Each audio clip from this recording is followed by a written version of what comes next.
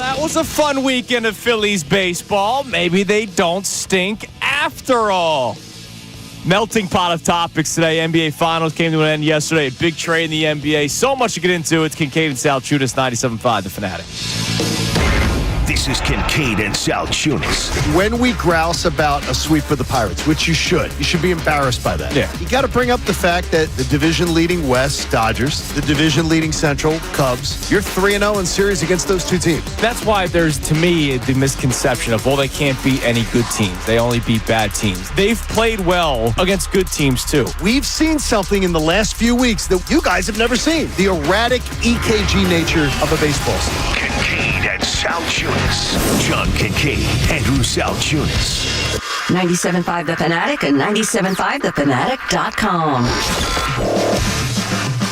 Well, very fitting that is the open still on this Monday morning. Good Monday morning, Philadelphia. I'm Andrew Salciunas alongside my man, John Kincade. Johnny, that was a fun weekend of Phillies baseball. It was, except when the one game you got to go to was the crap game.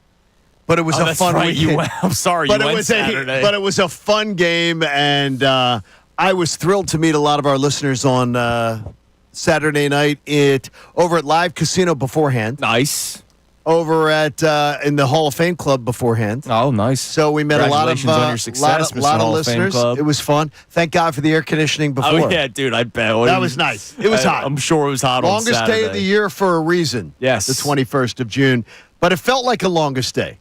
It was, that was a rough game on Saturday. Saturday was a long one, but overall, the weekend was a because they win Friday, Sunday. That means they won the series. They took 2 out of 3 over the New York Mets. So, look, I know, and we've talked about this a lot on the show, that the last time the Phillies played the Mets and when the Phillies got swept by the Mets, it messed up a lot of people. And I don't blame anybody, right? I don't blame anybody, but then it got to the point where people ignored the good of this baseball team, like a series win against the Dodgers, like multiple series wins against the Cubs. We've seen them beat good teams, but that Mets series was a stain on the Phillies season so far in 2025. And now you just watch them take 2 of 3 against the New York Mets.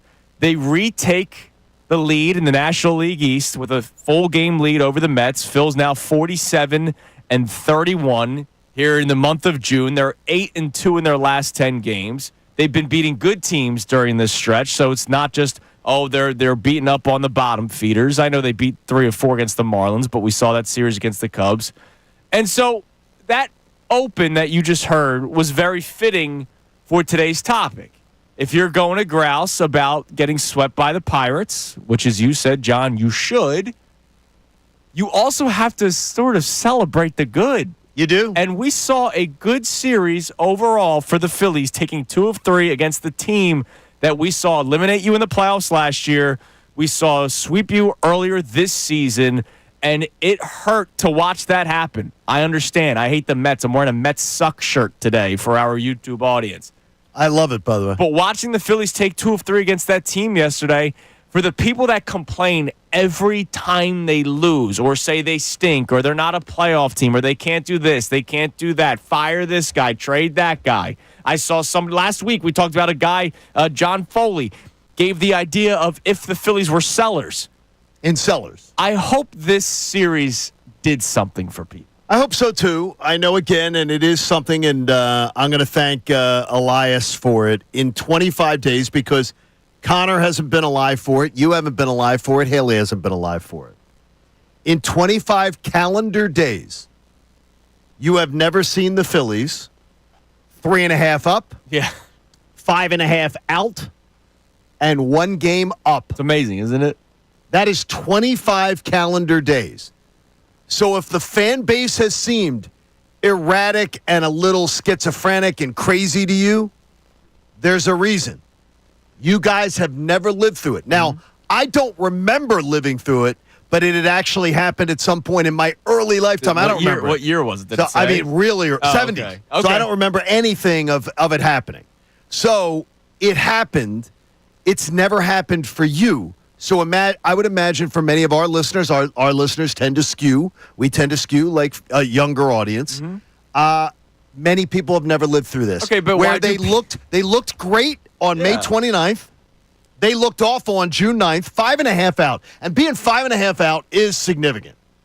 And now to be 1 game up again, that's 25 days of our lives.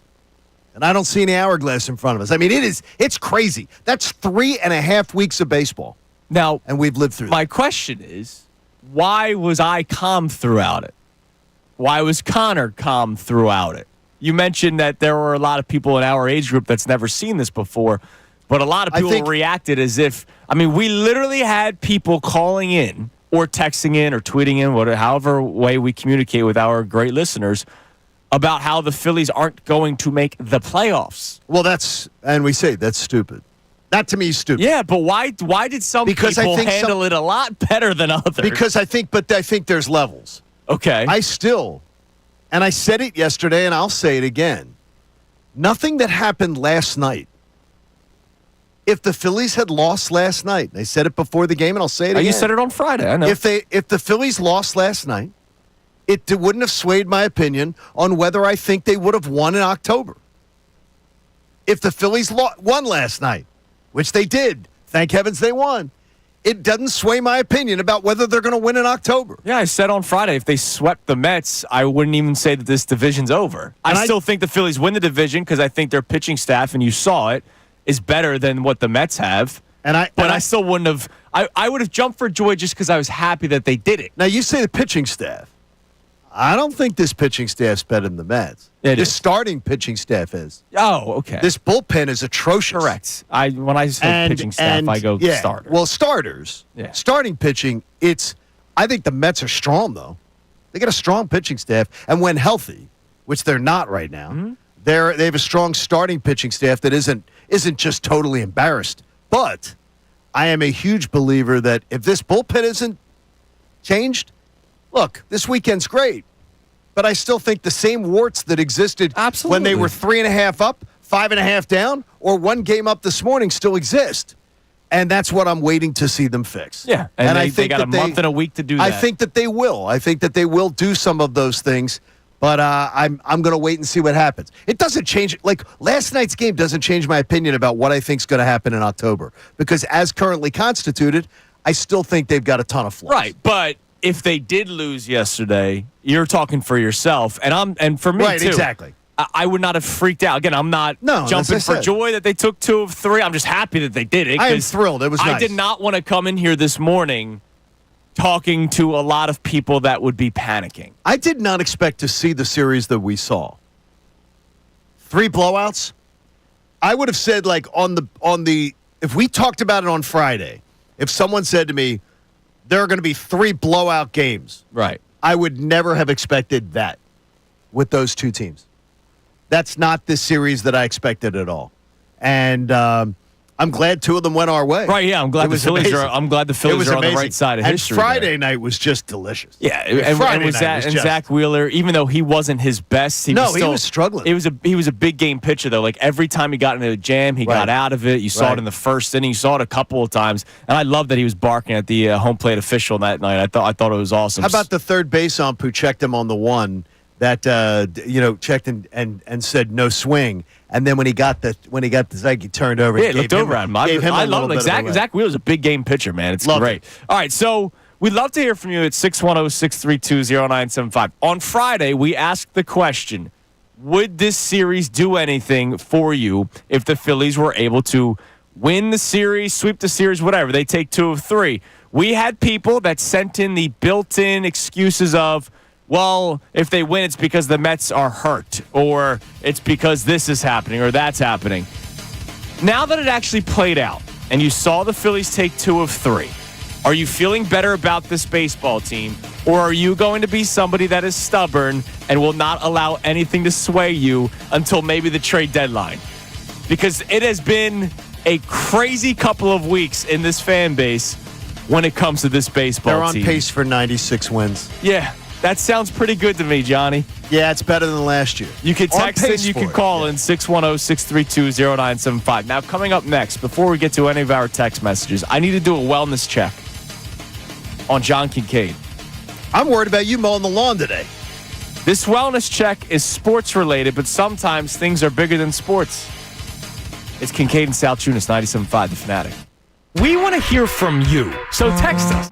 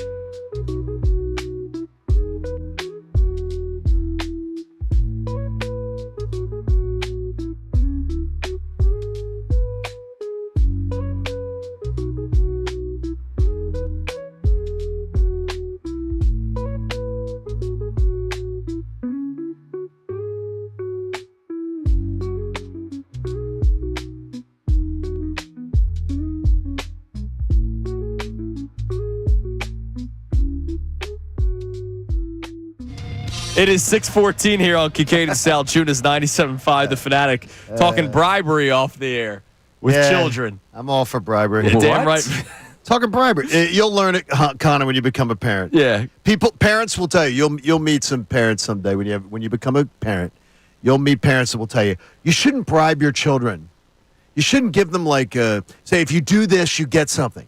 Bull crap. Yeah. You get being a parent, being an adult.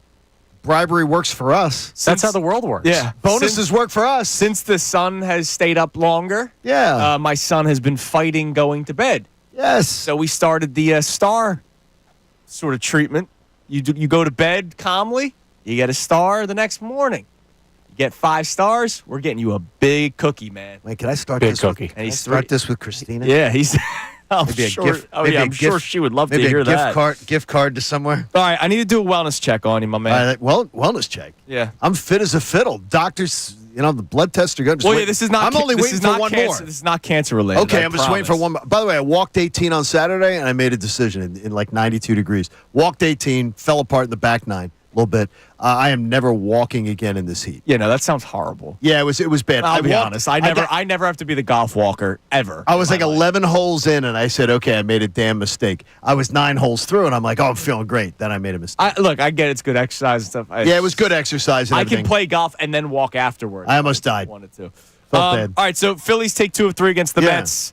We're talking about it. How much did that sort of sway your opinion Sure. about the Phillies? Love to hear from you, 610-632-0975. But I Sure, need what's to do a a wellness wellness check on you. What about it?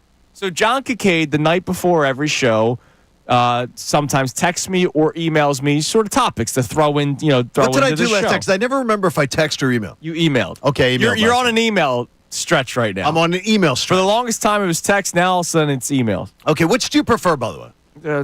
Either way, man. Well, do you see that? I don't check. I don't check my phone till the morning, Exactly, so it doesn't matter. It Yeah, doesn't. it's You there. can send me carrier So it's pigeon. there. I'll get it eventually. Carrier pigeon would probably be good for you. All right. Why your every topic or email that you sent me Okay. was you seem a little upset. Upset about what? I don't know. Upset about what? All right. My disclaimer before in all caps. The Sunday game. Yeah, because I want to make it clear that my opinion wasn't going to change before the game because I didn't want to. I made it clear last night before the game. Yes. That that was my opinion before. That nothing that happened last night changed for me. I got you. Whether they lost or whether they won, my opinion wasn't going to be changed. And I understand it's for organizational because purposes. I know you didn't read.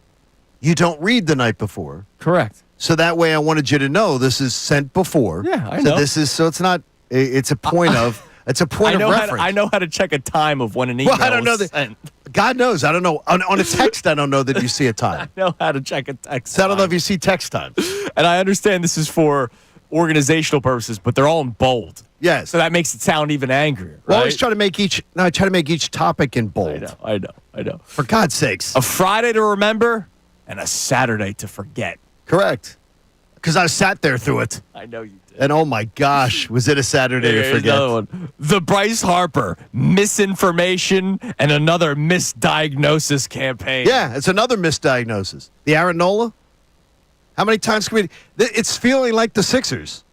Speaking of the Sixers, the Durant trade still makes people not want to trade Embiid. Yeah, does it not?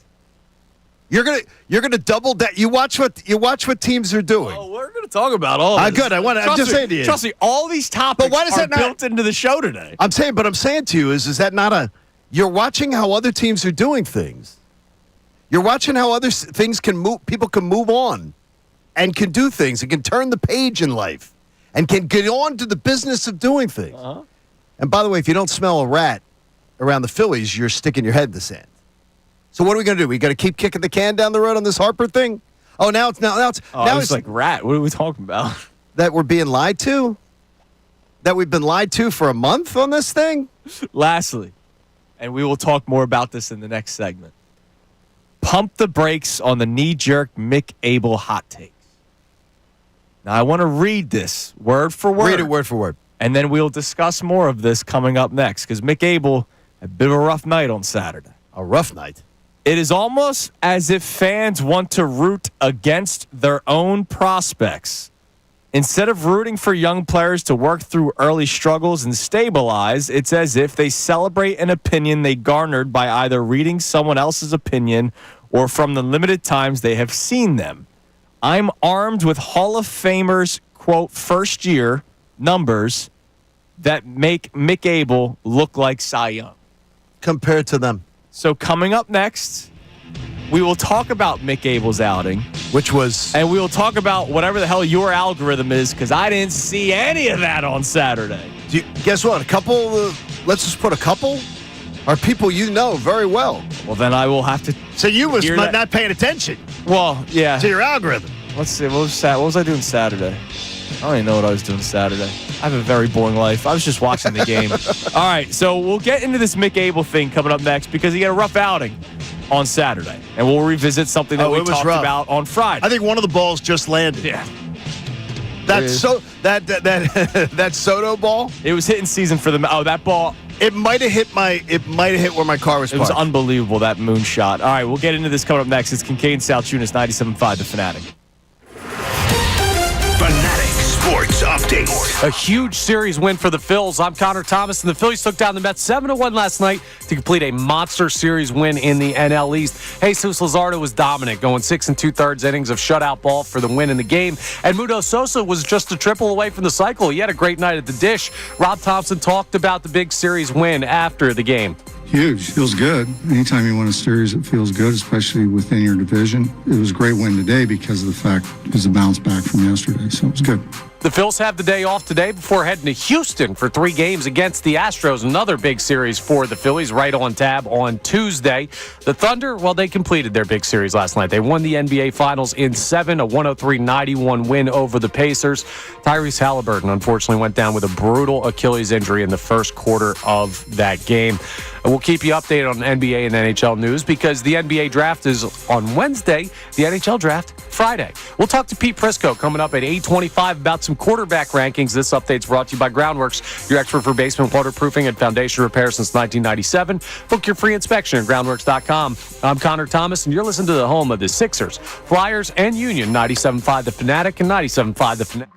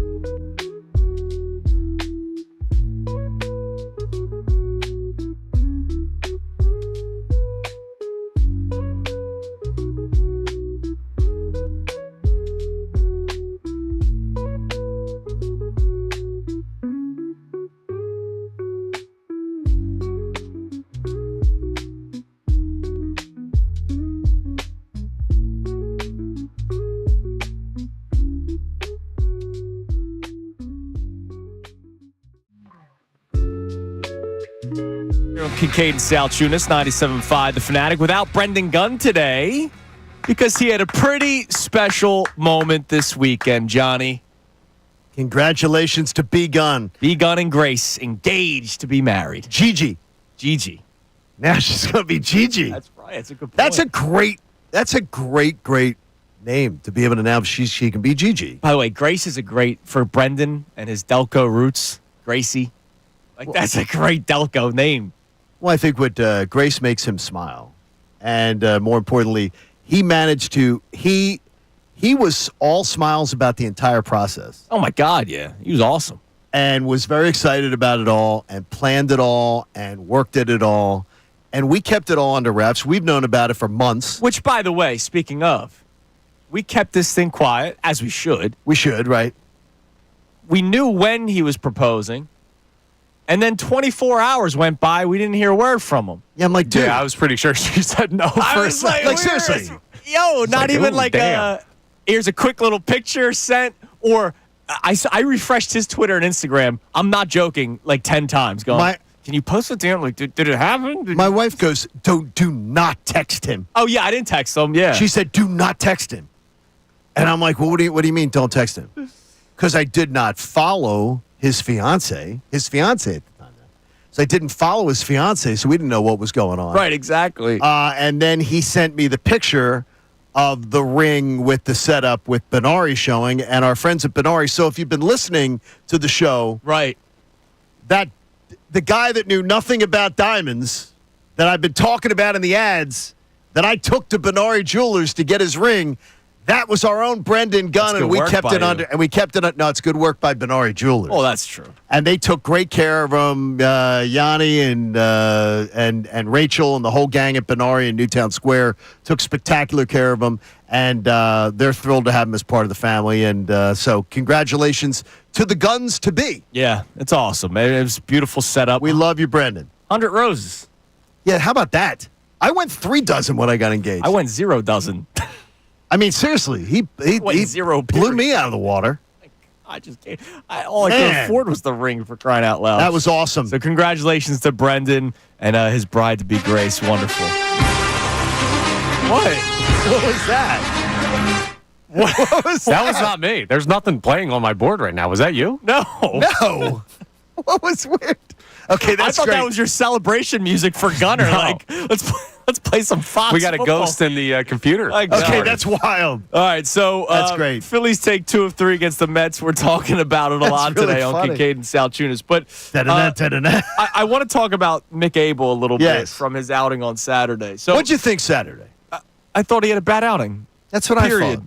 Bad outing, period. Now, you are seeing on your timeline people that you believe are almost rooting for his demise? Well, maybe because of the fact, and so I'm just going back on mine. So I'll just go back. Here's what it could be. It could be the fact that I am so defiant about not wanting to trade him. Correct. That Maybe that's why it pops that up people on feel yours. no, people feel the need to come at me Oh, okay. to tell me, yeah, I wouldn't take a call on him either. Shake my head. I wouldn't take a call on him either. Care to discuss taking a call on Mick Abel? You think anybody would call on him? I'm not sure I've ever seen a prospect have a better first year. Shake my head. The shake my head, the SMH, was having a really good run. Get to you? So I just had to look at things. Is that one of those things that gets to you, by the way? Shake my head, it sort of seems like a teenage girl. I hate the LOL. I hate the LOL. The LOL bothers me, I'll be honest. LOL's a teenage girl. That's like grown men using LOL. If anyone wants to get under my skin, I probably shouldn't be saying this out loud. LOL? Just drop an LOL when you say something toward me about something I have to say or whatever. It always gets to me. See, shake my head is just always the one that gets to no, you. LOL is always I like it. I'm like I always check the avatar. I'm like, okay, it's not a teenage girl because that's usually not our demo. I'm just laughing at the fact that Mick Abel with a 3.47 ERA through 5 starts in his major league career. Mm-hmm. That's disaster on Saturday night. Correct. Disaster. He's awful, right? I mean, terrible. Nobody's saying. No. Yes, but they are. You're saying nobody's saying that. They're saying my line's polluted with it. They're responding to you because you said last week nobody's that you would saying it. hang up the phone if somebody calls you. You know who's worse after 5 starts in their career? Who? Clemens, Maddox, Glavine, Smoltz, Schilling, Hamels, Kershaw, Verlander. I stopped. Can I just ask because you? It's ridiculous. Can I ask you something? What? What does that do for you? Because it's ridiculous to look at a young pitcher and to say 5 starts in and be like, I can make a judgment on him. But you don't think it was ridiculous 4 starts in to say hang up the phone? No, it's not looking at where the Phillies are. They don't have a lot of young talent. So the last thing that I'm looking to do is ditch all the young talent because I hear people like you. Like me. You're the reason all the time. I hear from fans like you. Okay. So I need a big mirror to be hung on that wall right over there, and I need you to look into it. Because I hear from you guys all the time about, I don't want to go through 10 years again. I don't want to go through 10 years where we're not in the playoffs, where I'm having to watch, where you guys brag about all the terrible players that you had to watch. I'm going to tell you, that 10 years to me was absolutely atrocious and sucked. I hated it. Hated it, that 10 years. And why was it done? And I'm not ripping on my man Ruben Amaro because I think Ruben does a good job on the broadcast. And I've come to terms with what Ruben tried to do. It was a great era of Phillies baseball, but I think he made mistakes. Okay. Dave Dombrowski now has a chance to, there's a history book here that he can learn from. We do not need to raid young talent in the organization that leads us down the exact same path. That leads us down a barren path because what has Dave Dombrowski done to other organizations? He's produced great success, and then he has left a barren farm system that has to be absolutely rebuilt. Preston Mattingly has taken a farm system that he took over that was the Oklahoma Dust Bowl of the 30s. Okay. And he's now turned it into a top half of Major League Baseball farm system. Sure.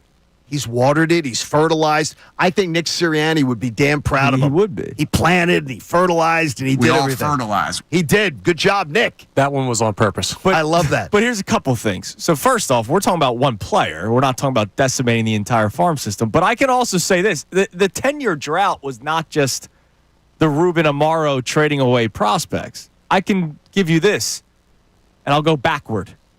2017, your first-round pick, Adam Hazley. 2016, Mickey Moniak. 2015, Cornelius Randolph. 2014, Aaron Nola. You obviously have Absolutely. bared the fruits of that tree right there. We love that one, no matter what anybody bitches about that. J.P. Crawford in 2013, playing decent shortstop for the Mariners. He was abysmal here. He didn't get a chance. The 3 players before that, their first pick wasn't until the second round. Mitch Geller, Shane Watson, Larry Green, none of which made Major League Baseball. 2010 first-round pick, Jesse Biddle. He sucked. Wow, Jesse even though he was a Biddle. local guy, whatever.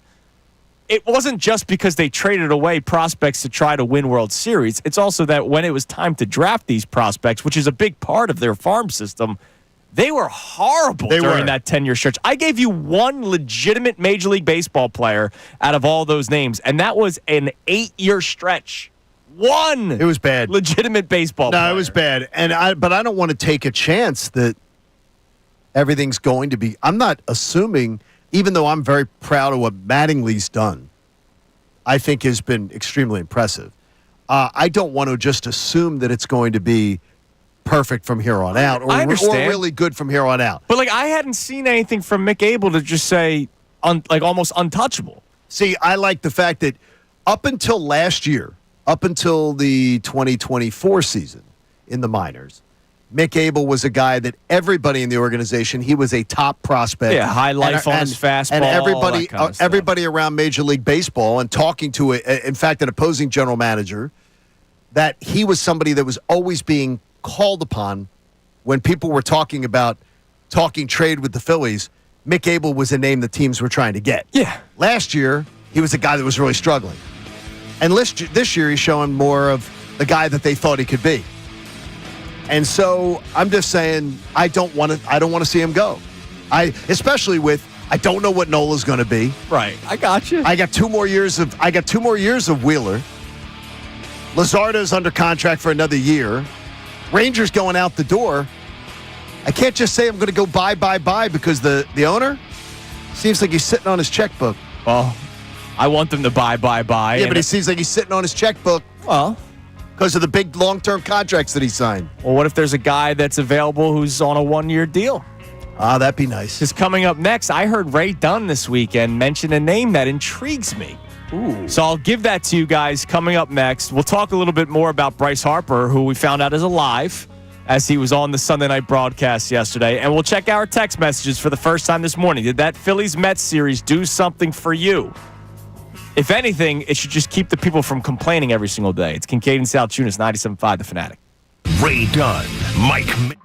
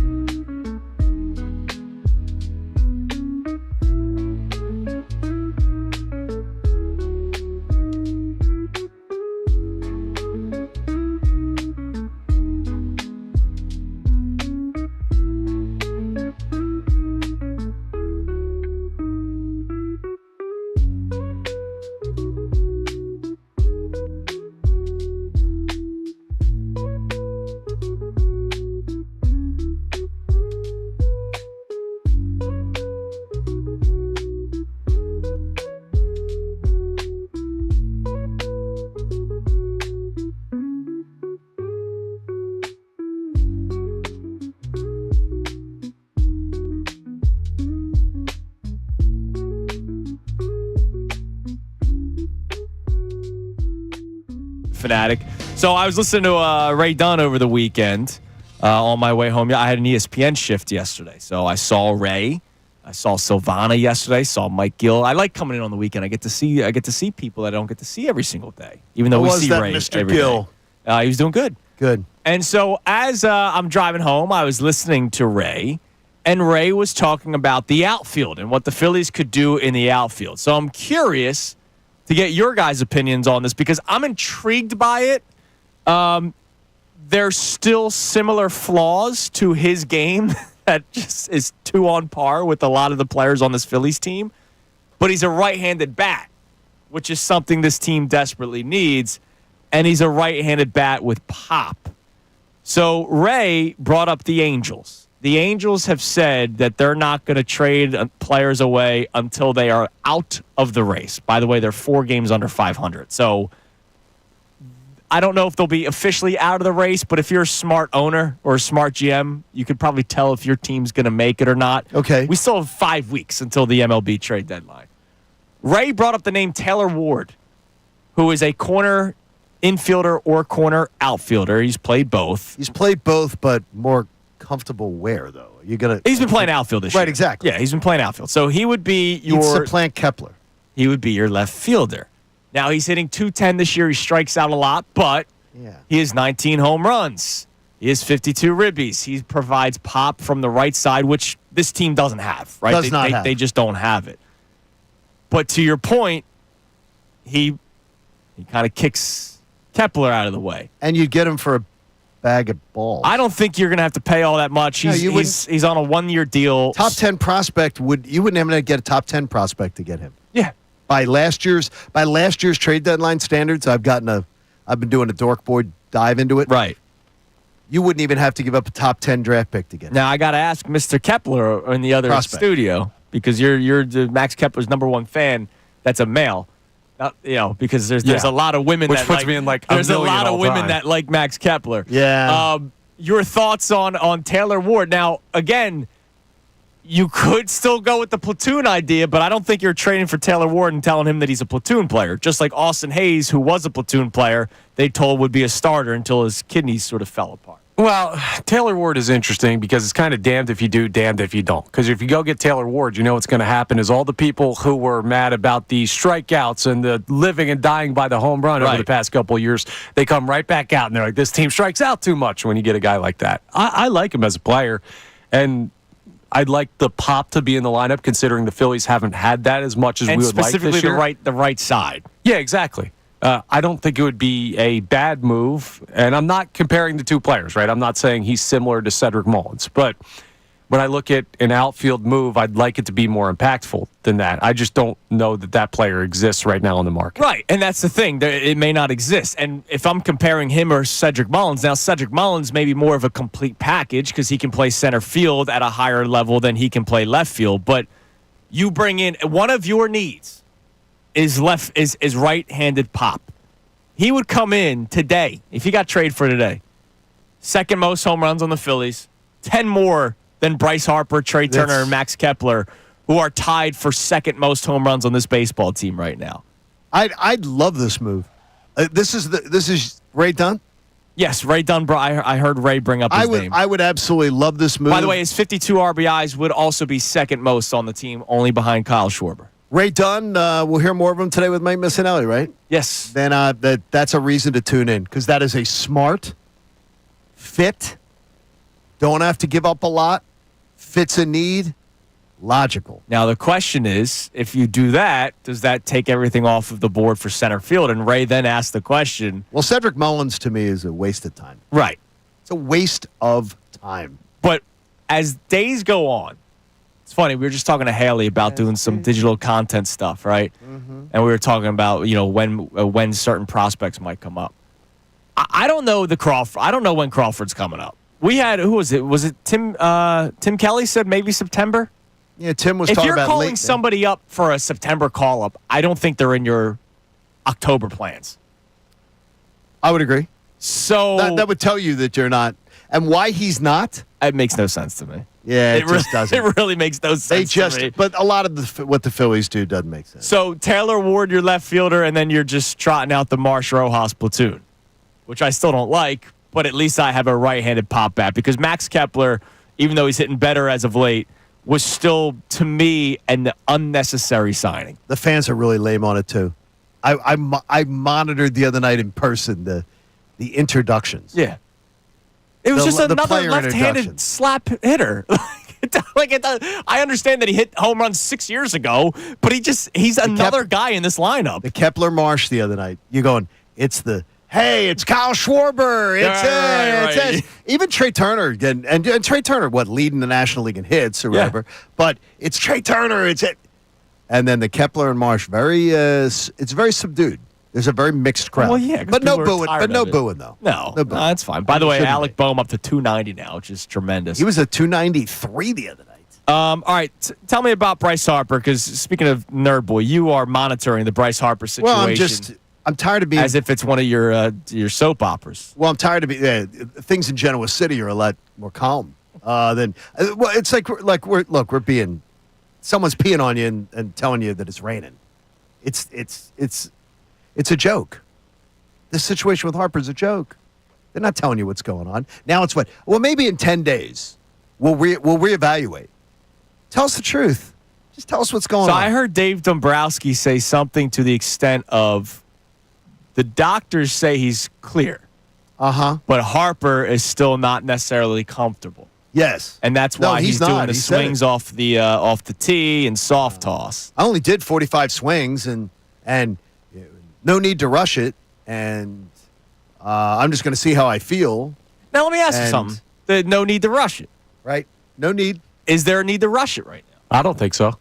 Well, I'm just going to say is, tell us what it is. Right, I understand. How about this? Okay, if that's you not tell my us, question. I'm I understand that you want honesty. No, I'm going to say is, tell us what the hell is going on. Then I'm willing to take the no need to rush it. Because what you did is you should have gone on the list when you got hit on the elbow, but you wouldn't let the team put you on the list, so you sat out for a week. Well, that was an unrelated situation. Which hurt. He then came back No, it wasn't. and played. Your wrist was hurting you since last May. Yeah, but he thought he could play through it. Exactly. The getting hit and missing a few days has nothing to do with what's going on right now. What do you mean it has nothing to do with it? It has nothing to do with it. It coincides when this whole thing began. He missed a few games because of the getting hit in the elbow. Then he comes back, and now it's the wrist that's bothering him. The wrist has been bothering him since May of 24. He didn't go. Him not going to the IL after getting hit in the elbow had nothing to do with the wrist or the elbow. It was just he got hit in the elbow, and he missed some games. You can't say that. You can't say it because they haven't told you that. So you can't say that in any way because they play this mystery game like it's freaking Scooby-Doo. And then he comes back, and then clearly the wrist is bothering him. He came back and left. Yeah, he came back. He didn't come back and left, and he left. Because they're not telling you the truth about what's going on. Tell us the freaking truth. Enough of this kick maybe they are. He's not comfortable coming back yet. Then tell us that. And he said no need to rush it. So that's why I asked the question. Say the Phillies is there a need to rush it right now? Right now, the answer is no. How about this? What is the injury? Wrist. What is the injury? They won't tell. Exactly. It's just like the Sixers garbage that we've dealt with all those years. I told you, that wellness check. All his emails were angry this morning. Well, this is ridiculous. Every topic was an angry topic from John ridiculous. Kincade. All right, coming up next, I will expand on that coming up. We'll check our text messages at 610-632-0975. Also, NBA Finals came to an end yesterday. 7-game series, incredible theater between those two teams. But I saw a lot of you put out a similar tweet. And as the card-carrying processor of the show, come on now. It's Kincade Salciunas, 97.5, The Fanatic. Fanatic Sports Update. Phils take down the Mets. I'm Connor Thomas, and the Phillies beat the Mets 7-1 last night to complete a big-time series win in the NL East. Jesus Luzardo dominant in the final game of the series. He went 6 2/3 innings of shutout ball for the win, and Mundo Sosa was just a triple away from the cycle. He had a great night at the plate. Not as good as on the base pass, but that's all right. Rob Thompson talked about the big series win after the game. Huge. Feels good. Anytime you win a series, it feels good, especially within your division. It was a great win today because of the fact it was a bounce back from yesterday, so it was good. So the Phils are rolling a bit. They've won 4 straight series. They have the day off today before heading to Houston for 3 games against the Astros. The Thunder, they won the NBA Finals last night in 7 with a 103-91 victory over the Pacers in OKC. Unfortunately, Tyrese Halliburton went down with a really rough Achilles injury in the first quarter, put a damper on the game, but still, the Thunder, they'll take the championship. We'll talk NBA and NHL draft this week. The NBA draft is on Wednesday, the NHL draft on Friday. We'll also talk to Pete Prrisco coming up at 8:25 about his most recent quarterback rankings. This update's brought to you by the International Hot Rod Association. Nitro's back. The IHRA Outlaw Nitro Series is lighting up the track. Nitro Nation. Grab your tickets now at IHRA.com. That's IHRA.com. I'm Connor Thomas, and you're listening to the home of the Sixers, Flyers, and Union. 97.5 The Fanatic and 97.5thefanatic.com. Join 97.5 The Fanatic for a lot.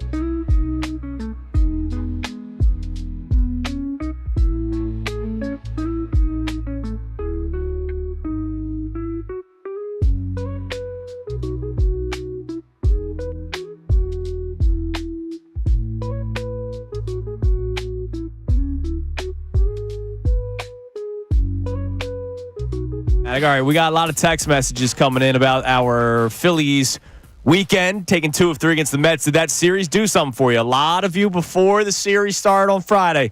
Oh, man, even if they do win, the Mets are riddled with injuries. Senga's out, blah, blah, blah, blah, blah. It's just unbelievable. They took 2 of 3. I hope now that it happened, those same people have a different tone today where they actually enjoyed themselves, especially considering earlier this year when the Phillies got swept by the Mets it messed a lot of people up mentally when it comes to this baseball team. So what are the people saying on the text line? You can text the show 610-632-0975. All right, no-name texter on this one to lead us off, but they say beating the Mets 2 out of 3 games definitely made me feel confident in our bats and pitching. We have a great team. Only concern with Saturday game, our bullpen sucks continuously. We need bullpen help. Abel is questionable. I would definitely trade him if we could get a solidified starter or bullpen player. Now, he says we have a great team. The Phillies have a good team that will make the playoffs. I still believe win the division. I don't believe they are a World Series contender just yet, okay? And even though yesterday was a lot of fun, when the lineup comes out and it's Turner, Schwarber, Bohm, Castellanos, Real Muto, okay, Real Muto's batting 5th because the Harper injury, and then it's Kemp, Sosa, Kennedy, Rojas, I'm not going to lie. I saw that and I said, oh, this is an L. Yeah, it looked ugly. Like, but don't like this at all. Wait a minute. Well, it's the last game of a series with Rob Thompson on a weekend. Well, no, it was they went righty heavy against David Peterson. It ended up being great because my buddy Joe and I were trading text on it. He goes, "What's with this lineup?" I said, "Righty heavy." He's trying to put the right-handed bats in the lineup, and look, it worked out. Yes, exactly, it worked. But I'm not going to expect that lineup to work. No, every time. And the reason why you had that lineup is because Kemp is playing over Max Kepler, who's meh. Sosa is playing over Bryson Stott, who's been a major disappointment. Buddy Kennedy's playing first base because of the Harper injury. And Rojas is playing over Marsh. And this has been one of my biggest issues with this Phillies team this year with Dave Dombrowski. You want a platoon, but you have 2 not-so-great options platooning. The platoon is supposed to be ideally, you got one guy that is pretty good. Against lefties? And you got one guy that's average.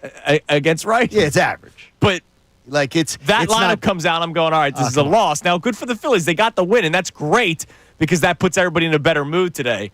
But to the Texans' point, like, they're a great team, but, well, they're not a great team. They're not a great team. They're a very good baseball team that will make the playoffs, that will win the division, but they need to do some things. Now, it could be as simple as 1 or 2 moves. I think you need to add 2 guys in the bullpen. It was good to see Strahm pitch a scoreless inning for once. You need to add 2 guys to this. Strongly agree. Yeah. Like, it can't just be 1. I don't think you need to add a starter. I don't know where. There's no place for a starter. Yeah. So you need to add. You're gonna have to 2 relievers. You're gonna have to subtract a starter. Yeah, to get something. If everybody's healthy. You need 2 relievers, and you need to add somebody that can provide that pop from the right side in the lineup. And then we'll start talking. But I mean, are the question's going to be too, and it has to be asked. John Middleton's not spending. He's not. So it's not going to be a big splash. It's not. I don't think there's going to be a big splash moved all of baseball, is there? Devers was like the out of nowhere, but we were all kind of waiting for that to happen at some point. But there's no like Juan Soto on the market or Shohei Ohtani on the market. No, but what bothers me with the Devers thing, and it's not saying that they should have gone to get Devers, right? Right. But what bothers me about it is that if you are to believe the story being pushed out there by Major League Baseball insiders, if you watch baseball tonight, I don't know if you watched the pregame last night. I did not. Any of it. That it was the Red Sox were approached about Devers, and then the deal was made. Like phone calls were made, and they were like, yeah, that's okay, we can talk about this. That hey, you've been having problems with Devers. A call was made and said, hey, if this Devers situation ever gets dicey, give us a call back. Okay? The Devers situation got dicier. They gave him a call back, and they made a deal. And I wonder how many teams, they even speculated last night, how many teams made that call? It's almost like the Luka thing all over again. How many teams made that call? What? Right. And because if that story's true, I would certainly hope that the call was made by the Phillies. Sure, they made a call. But the money was probably not going to be there. And to be able to do a move like that. And I understand taking on another $250 million player. Right. That I would understand if John Middleton be like, no. I don't have the money for another $250 million player. We have a roster where there's a lot of money allocated already. Money. Win with this roster and whoever you can acquire in the trade deadline, like a Taylor Ward who's making $7 million over a 1-year deal. I'm not ripping Middleton for not taking on another $250 million contract. Right. What else we got at 610-632-0975? By the way, you're listening to 97.5 The Fanatic, WPEN HD1 Burlington, Philadelphia, a Beasley Media Group station. broadcasting live from the Comcast Business Studio, powering possibility. Our pal Joe the Cynic's on the opposite side for our first texter. He says it's nice to take 2 or 3 against the Mutts, but to me it means little until they get to September and actually ramp it up for the October run. See, I love Joe. And Joe and I, we talked Phillies all the time with Joe the Cynic. So he likes the series win, and he says he needs to see more come September, which, fair. I'm a little tired of the take, Joe. And Joe and I, we obviously the three of us, we talk a lot of baseball, going back and forth. And Joe and I tend to agree on a lot. Yeah. But I'm a little tired of that take. A little bit. Because we are now, when we wake up on Friday morning, half the season's done. 81 games are over. We're at the halfway point. Friday morning show, we will be talking about half of the games are finished. I think we're done with, wake me in September. Well, I don't think keep moving he's not doing the wake me up. That's what it sounds like. I think he's doing, because Joe watches the games every single No, he night, does. right? I know he does. And he interacts with us. I think that he means more so the roster construction, because I don't think anybody's assuming that this is the roster that they're going to go into September. Well, then or late October, July 30th, we're going to know. Right, wake me up July 31st. Or July They're going 30th, to know sorry. who they acquire. Right. You do also need to give a couple weeks or so to figure out how these guys fit, if they can play in this city, all these type of factors that play into whether or in the not. city. No. If you're right-handed that? bat, just swing hard. Don't you know that playing in Philadelphia like it's an easy thing? You get one hit, you are a hero. Oh my yes, God! and you strike out your first at bat, and all of a sudden you're Nick Castellanos for 3 years. Man, guys like Buddy Kennedy get standing ovations. By the way, well, that's because he's #from here. Can I ask you this? Is that first of all, what was Nick Castellanos doing on Saturday night? That was a horrible read on the ball, and that's why Rob Thompson has every right to take him out of a ball game for defensive purpose. Then there was base running stuff with Castellanos too. Yes, yeah, that was bad too. Yeah, but what was that on Saturday night? Yeah, I don't know. The fly ball to right field where he what was it? Completely misses. That blew that game. That took the wind out of the sails of that game because it was a 5-4 game. That became a 7-4 game. Yeah, and then it was a disaster. Look, if you can't make the play, that's one thing. But he completely misread the ball. What happened? And then this goes back to him getting pulled against the Marlins. Yes, I understand that when he gets to the ball, he makes the play. Right, but there's some times where he can't get to the ball because he's not as good of a fielder as many people. And that's why the people that bring up StatCast and try to rip StatCast, I understand it. I'm anti-analytics as much as the next guy.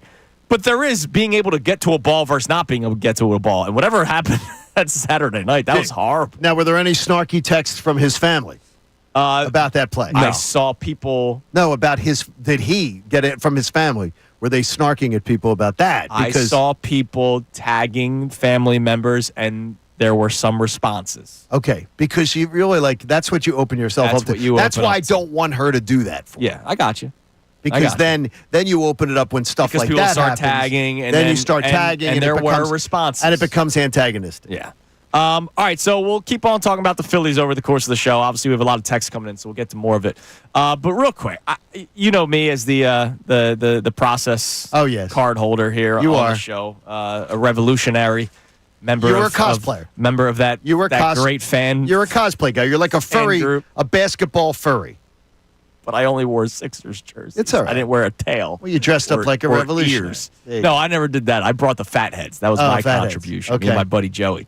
When the Thunder won the championship last night, I saw a lot of people put out a similar tweet that if Adam Silver and the NBA didn't step in when they did a few years ago, the Sixers would have won a championship.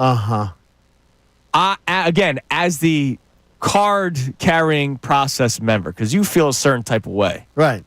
But as the guy who supported the process, was pro-process, and I was all for it, to say that Sam Hinkie would have won a championship just because the Thunder won a championship, to me is nonsense.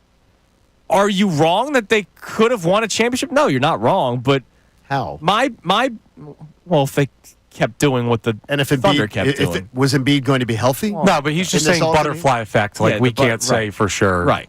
Whatever happened. Well, we know Embiid would be healthy. I don't. All right. I mean, With the point I'm trying to make, John. yes. And again, this goes to your point. So Right, why don't you be happy? I'm telling you, your email was that you were angry since last night. The survey is. It's only angry if you're upset with the point someone's making. I'm not upset. It's not angry. It's not angry. It's not angry at all. Don't say tone. The tone. No, Jack. facts can be tones to people that are upset about what the facts are. Well, there's no fact to whether or not they would have won a championship if Sam Hinkie was still here. But I am telling you, as the card-carrying process holder here on the show, I think that's a nonsense thing to say. You are a big man to say it. It's just, and it's officially dead. Now, first of all, I was, full disclosure, totally fine with Sam Hinkie getting the boot because I don't know when it would have ended. He was a cartoon character. I don't know when it would have ended. I did not like the fact that Brett Brown had to do all the talking. Like I didn't like it. Like Sam Presti at least holds himself accountable and is in front of the media and all that kind of stuff. I don't know when it would have ended here. The continuously pushing things down the road and making trades and optionality and all that kind of stuff. But to just say that, oh my God, the Sixers would have won a championship if the NBA didn't step in, I think is nonsense. More importantly, the numbers easily tell you that there is no correlation between what Oklahoma City did and what the Sixers did. Now, if you want to say none. Now, if you want to say tanking could work, fair. Well, Tanking. They're totally different. These are such different situations. It's not even The Thunder tanked. They just hit earlier. So they tanked for 2 years. Yeah, and they hit. They tanked. They tanked. 2 years, Yes. not 5. But the did bottom they line tank? is they tanked. 2 years. And it worked. 2 years. Yes, Was it and 2 they years, hit John? on their Oh two. my gosh. They hit on their players right away, John. I don't understand how you're not grasping that. They hit on their players right I'm away. grasping everything. I'm grasping everything here. They did not do what the Sixers did. They did not do what the Sixers That's did. not what They we're tanked. saying. They tanked, though. Okay, there's tanking, and then there's what the Sixers did, which was a cartoon show. That is not the same. There's It is. nothing. It just there's worked nothing. quicker for the No, there's Thunder. nothing comparable about it, and the numbers don't bear it out, guys. It's not even close. I don't even know what numbers we're talking Okay, about. I'll give you the number. All right, coming up I'll give next, you we'll the get the numbers. We'll They're also easy. talk about another big story that happened in the NBA because it wasn't just Game 7. There was a trade that could change the Western Conference, and John is wondering how you could change the Sixers. It's Kincade Salciunas, 97.5 The Fanatic.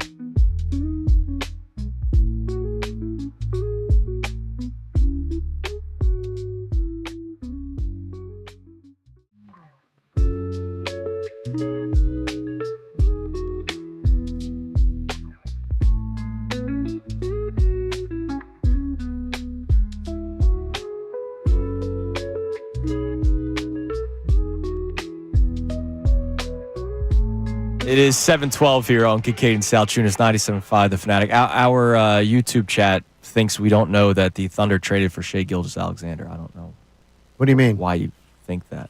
And by the way, he was drafted, after Mikal Bridges? The pick after him. Yeah. The pick right after him. I just saw Chris Miller. Hopefully they Why is read the Chris saying chat that? before they take the point I hope they're going to take, because they should know that he was traded. What's the point? But who knows with some of these hosts?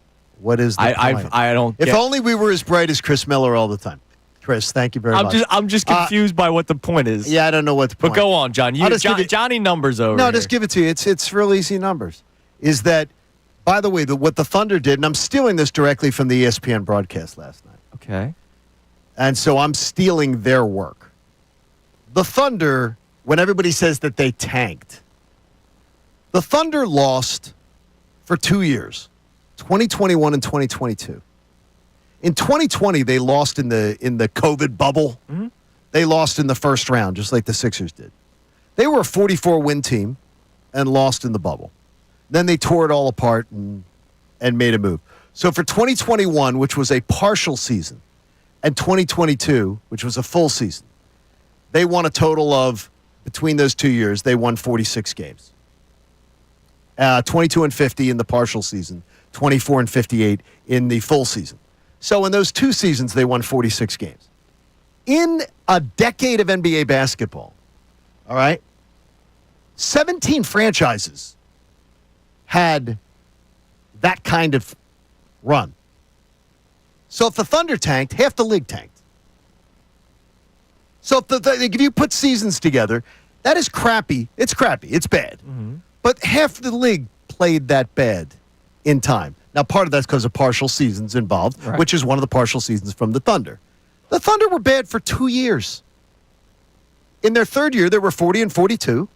In their fourth year, they lost in the Western Conference semifinals after winning 57 games. And in their fifth year, they're NBA champions after winning 68 games. The Sixers, which 4 seasons of terrible basketball, in 3 seasons, they won 3 full seasons. They won 47 games. Full seasons. They won 1 more game than the Thunder lost, than the Thunder won in 2 seasons, and one of them was a partial season. There is no comparable there.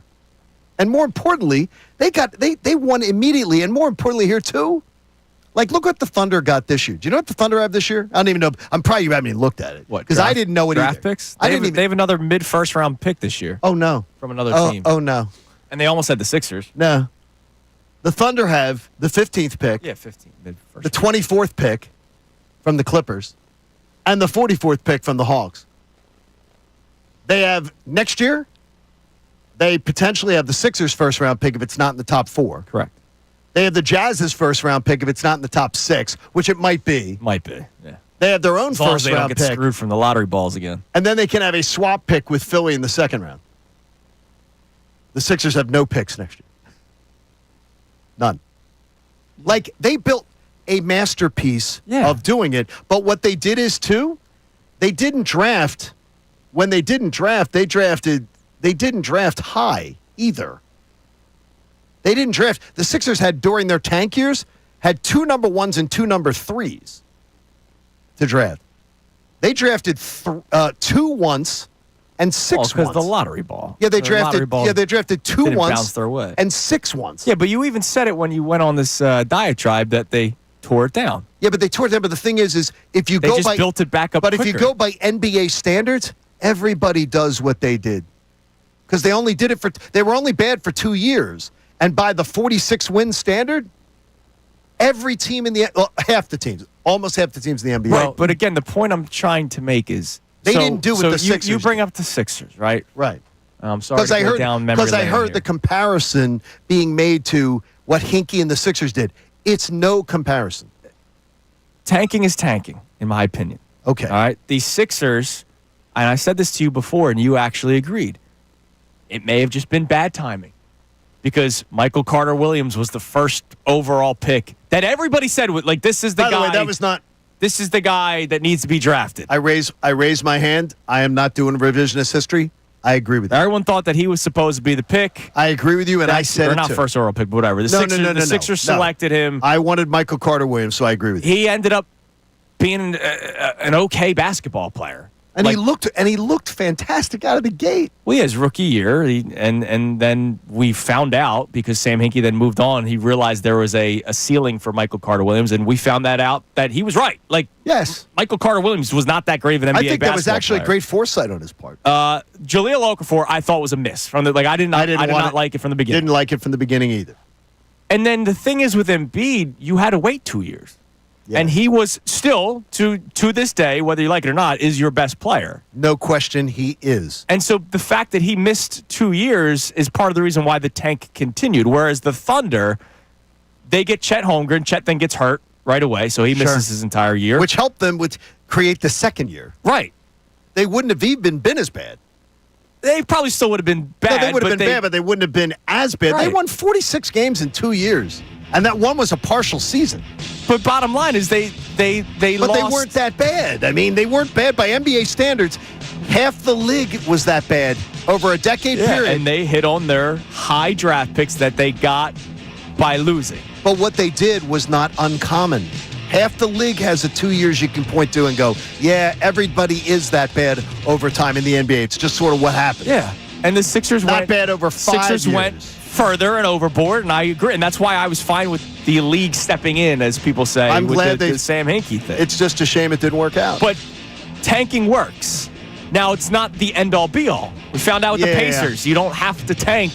Nope. It's not the end-all, be-all, but it does work. With the Bucks, Raptors, and all the, we don't even have to go down it. You don't have to tank to win. Because sometimes you hit on a guy in the mid-first round, and he becomes Giannis Antetokounmpo when he was 180 pounds soaking wet when he first came in the league, and all of a sudden he's the Greek freak. Don't have to tank. All right, coming up next, we'll talk about the Kevin Durant trade. We'll get back to our Phillies text. And also, as you know, I'm somebody that likes to look at the human side of athletes, right? There was a tweet last night after the Tyrese Halliburton injury that I want to read for you. Because it's one of these moments where you go, I understand what you're trying to say, but there's nothing you can do about it. I'll explain more coming up next. It's Kincade Salciunas, 97.5 The Fanatic. Fanatic Sports Update. Bills take first place in the East. I'm Connor Thomas, and the Phillies beat the Mets 7-1 last night to complete a monster series win in the NL East race. I know it's only late June, but still, the Phillies, with 2 of 3 from the Mets, are now first place in the East. Jesus Luzardo was dominant last night. 6 2/3 a shutout ball against the Mets. Edmundo Sosa was just a triple away from the cycle. He was really good at the plate. And Rob Thompson talked about the big series win after the game. Huge. Feels good. Anytime you win a series, it feels good, especially within your division. It was a great win today because of the fact it was a bounce back from yesterday, so it was good. The Phils have the day off today before heading to Houston for 3 games against the Astros. The Thunder won the NBA Finals last night in 7 games with a 103-91 win over the Pacers. Unfortunately, the Pacers had to try and survive without Tyrese Halliburton, who went down with a brutal Achilles injury in the first quarter. The NBA and NHL drafts are both later this week, so we'll keep you updated with news ahead of that for the Sixers and the Flyers. We'll talk to Pete Prrisco coming up at 8:25 for his latest quarterback ratings defense. This update is brought to you by the 2025 FIFA Club World Cup. The 2025 FIFA Club World Cup is coming to Philadelphia. Get ready for a global soccer showdown at Lincoln Financial Field. Don't just watch history. Be there. Get tickets at FIFA.com/tickets. I went Friday. It's awesome. Check it out. I'm Connor Thomas, and you're listening to the home of the Sixers, Flyers, and Union, 97.5 The Fanatic and 97.5thefanatic.com. Texting, the easiest and most convenient way to communicate. Texting.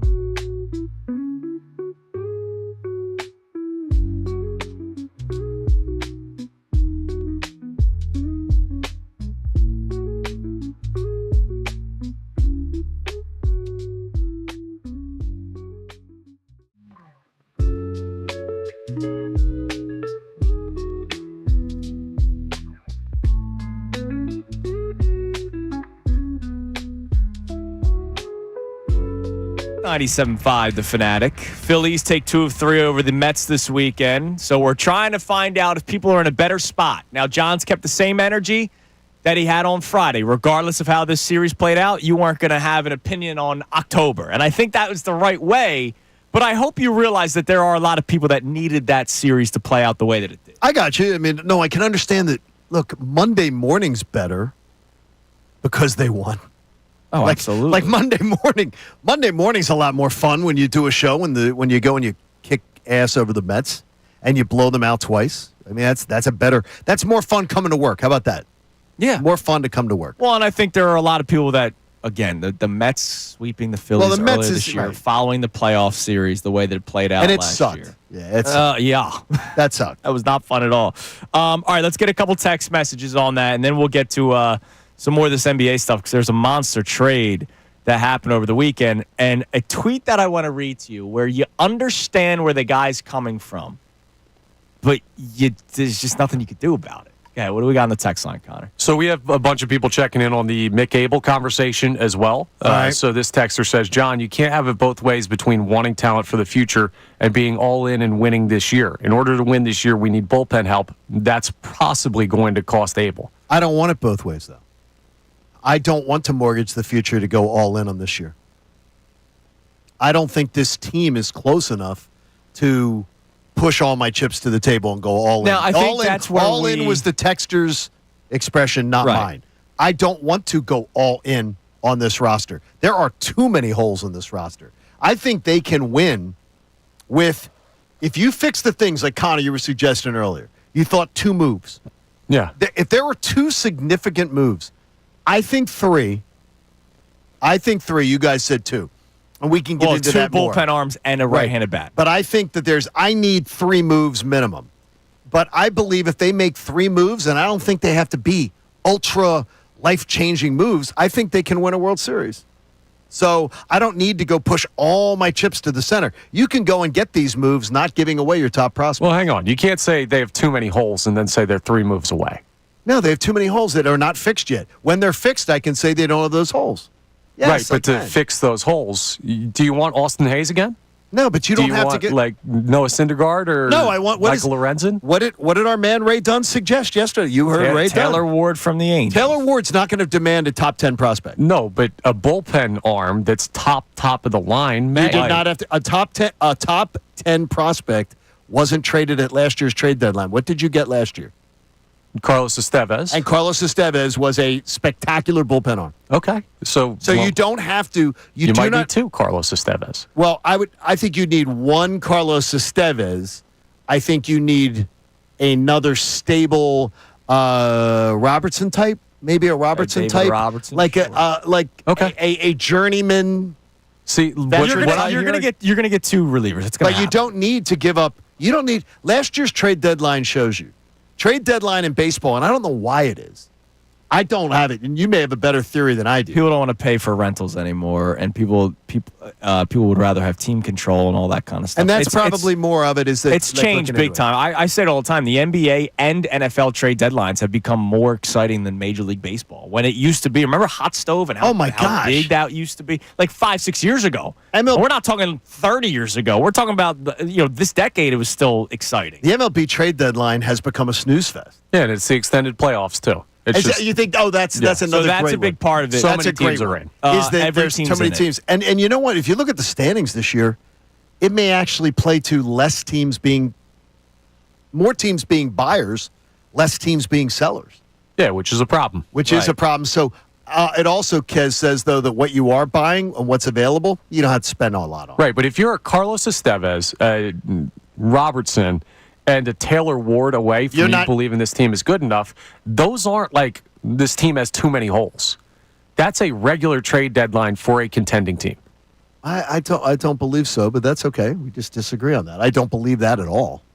I think that's significant holes in your bullpen. And I also, interesting, tasty tidbit I thought of, I saw some people. I went by the press area on Saturday night, slipped in. Okay. I'm not so sure they're getting a veteran back in the bullpen that comes off a suspension. That's not a foregone conclusion. That's what I look when it first went down. That's what I said. I don't know why. I would not want him back. I assumed it in a conversation. I said, well, when do they get Alvarado back? Mm-hmm. And somebody who knows a hell of a lot more about the Phillies than I do said to me, if they get Alvarado back? Yeah. And I went, what do you mean if? It says, if. They might feel a certain type of way. And he goes, and I was told, if they take Alvarado back? Yeah, that's what I said the day it went down. And you did say that. Unless you're using him like a running back on the final year of the deal, where you're going, hey, you're pitching every day. I don't care if you don't have anything left in the tank. You're still pitching because you need to help us as much as you can because of what you did. And I thought when you said it, I went, and I said it. I looked at you and I'm like, oh yeah. Well, I remember we had Matt Gelb on, and Matt even said, no, you're going to bring him back because you're going to need him. You're going to want him. You're going to help. You're going to want to give some other guys a chance to rest their arm a little breathing. bit. Look, I personally would use him like a last year running back in a deal. There's no way that I'm not bringing Alvarado back. But what if he isn't welcome? Yeah, that's because I'm pissed. Imagine being in that locker room and you have you're Bryce Harper, right? Where you put the kibosh on the daycare. Like you were tired of bubblegum and seeds being poured on somebody's head. You don't think he feels a certain type of way about a guy doing PEDs and is now out of the playoff bullpen rotation? And there were multiple teammates whose answer was, well, I need to hear what happened from Jose, but he already left. Right. Well, because he probably had to get the boot. Yeah, but he knew. Yeah. And he left under cloak of darkness instead of talking to his teammates. Yeah. And so I was shocked by that answer. I'll be looking forward to hearing that answer. Yeah, we'll see That's how the next that one thing plays out. All right, give us one more text message, Connor, at 610-632-0975. All right, Mike from Aston is a little bit upset with you, John. He says confidence levels are definitely improving, and this despite Kincaid's endless stream of negativity. Yo, John, cheer up, bro. Phils are tracking to 96 wins and could surge in October with some bullpen additions. That's my fault because of the email. Yeah, why are you saying that? Why are you painting it that way? I've never wavered on the Phillies as being a playoff team. Now, do I think that they are a lock for the NLCS? No. Or a lock for the World Series? No. That's where my ceiling has been. I do not consider them a lock for the NLCS or a lock for the World Series. Is any team? No, last year I would have said they were a lock. And I was disappointed. I did say they were a lock. I thought they were in the NLCS last year. Well, I think that's proof positive then that there's no way we have enough information right now. Well, I thought the Eagles were a lock. I mean, football's different. Okay. Football's totally different. Okay. If you say so. It is. Oh, okay. Okay, if you say so. Okay. Baseball's different. Football's different. Gotcha. They are. Okay. I think Connor, I think great teams are great teams. But really good teams are really good teams. I think that I'm going to tell you right now. I expect the Dodgers right now. I would say if I'm a Dodgers fan, I'm going, the Dodgers are a lock for the NLCS. Yeah. If they don't get there, it's a shocker. Yeah. That is what I would say. Last year, that's what I would have said for the Phillies. This year, I wouldn't say that for the Phillies. So if that's negativity for Mike from Aston, I'm sorry, Mike. I'm going to put on my skirt, get my pom-poms, and I'll shake them for you. And I'll tell you, yay, Phillies! You're shaking something on our YouTube feed. I'm all for it on the. I'm all for the. I'm the one telling you all along. 90 wins for this team should be a. Oh, they have a roster to get 90 wins should be the expectation bar of boredom. 96, yeah, it'd be great. 96 is great. Right now they're on pace for 96. It's awesome. It is awesome. Awesome. I'm watching our YouTube feed right now. That's awesome, too. For God's sakes. All right, so I want to read this tweet for you guys because this is one of those, like, you understand what he's trying to say, but, dude, there's nothing you can do about it. What's that?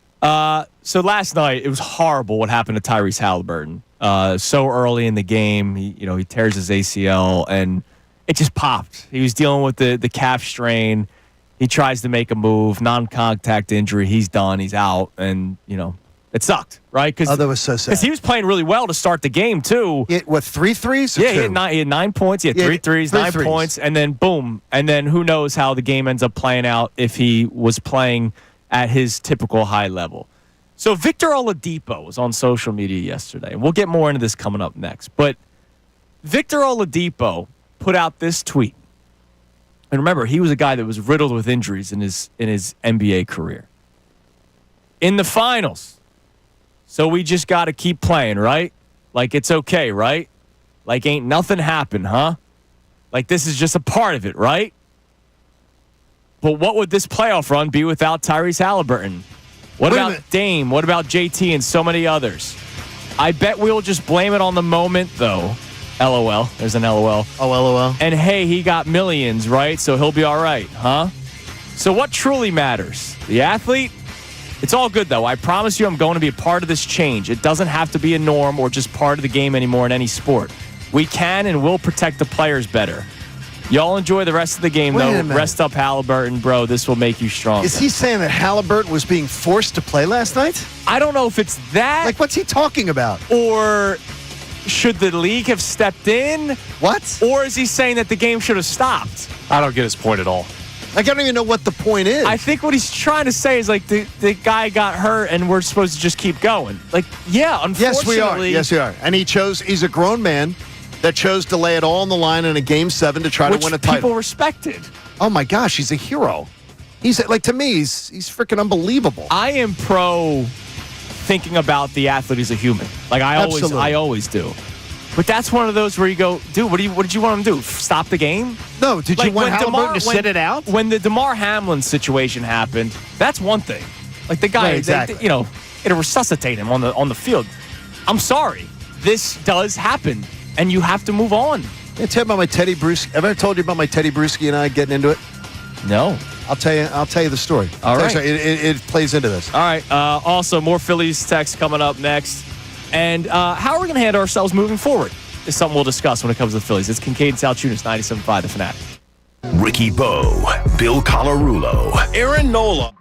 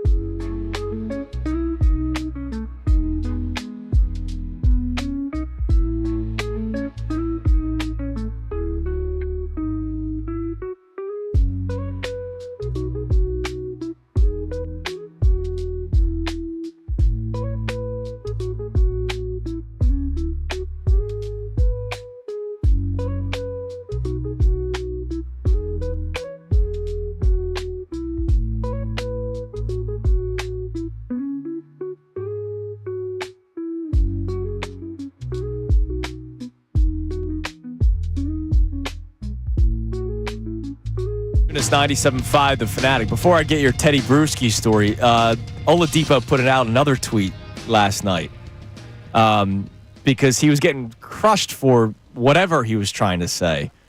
And then, of course, he had to take a shot at people that are always negative online, which he's not wrong. People are always negative online.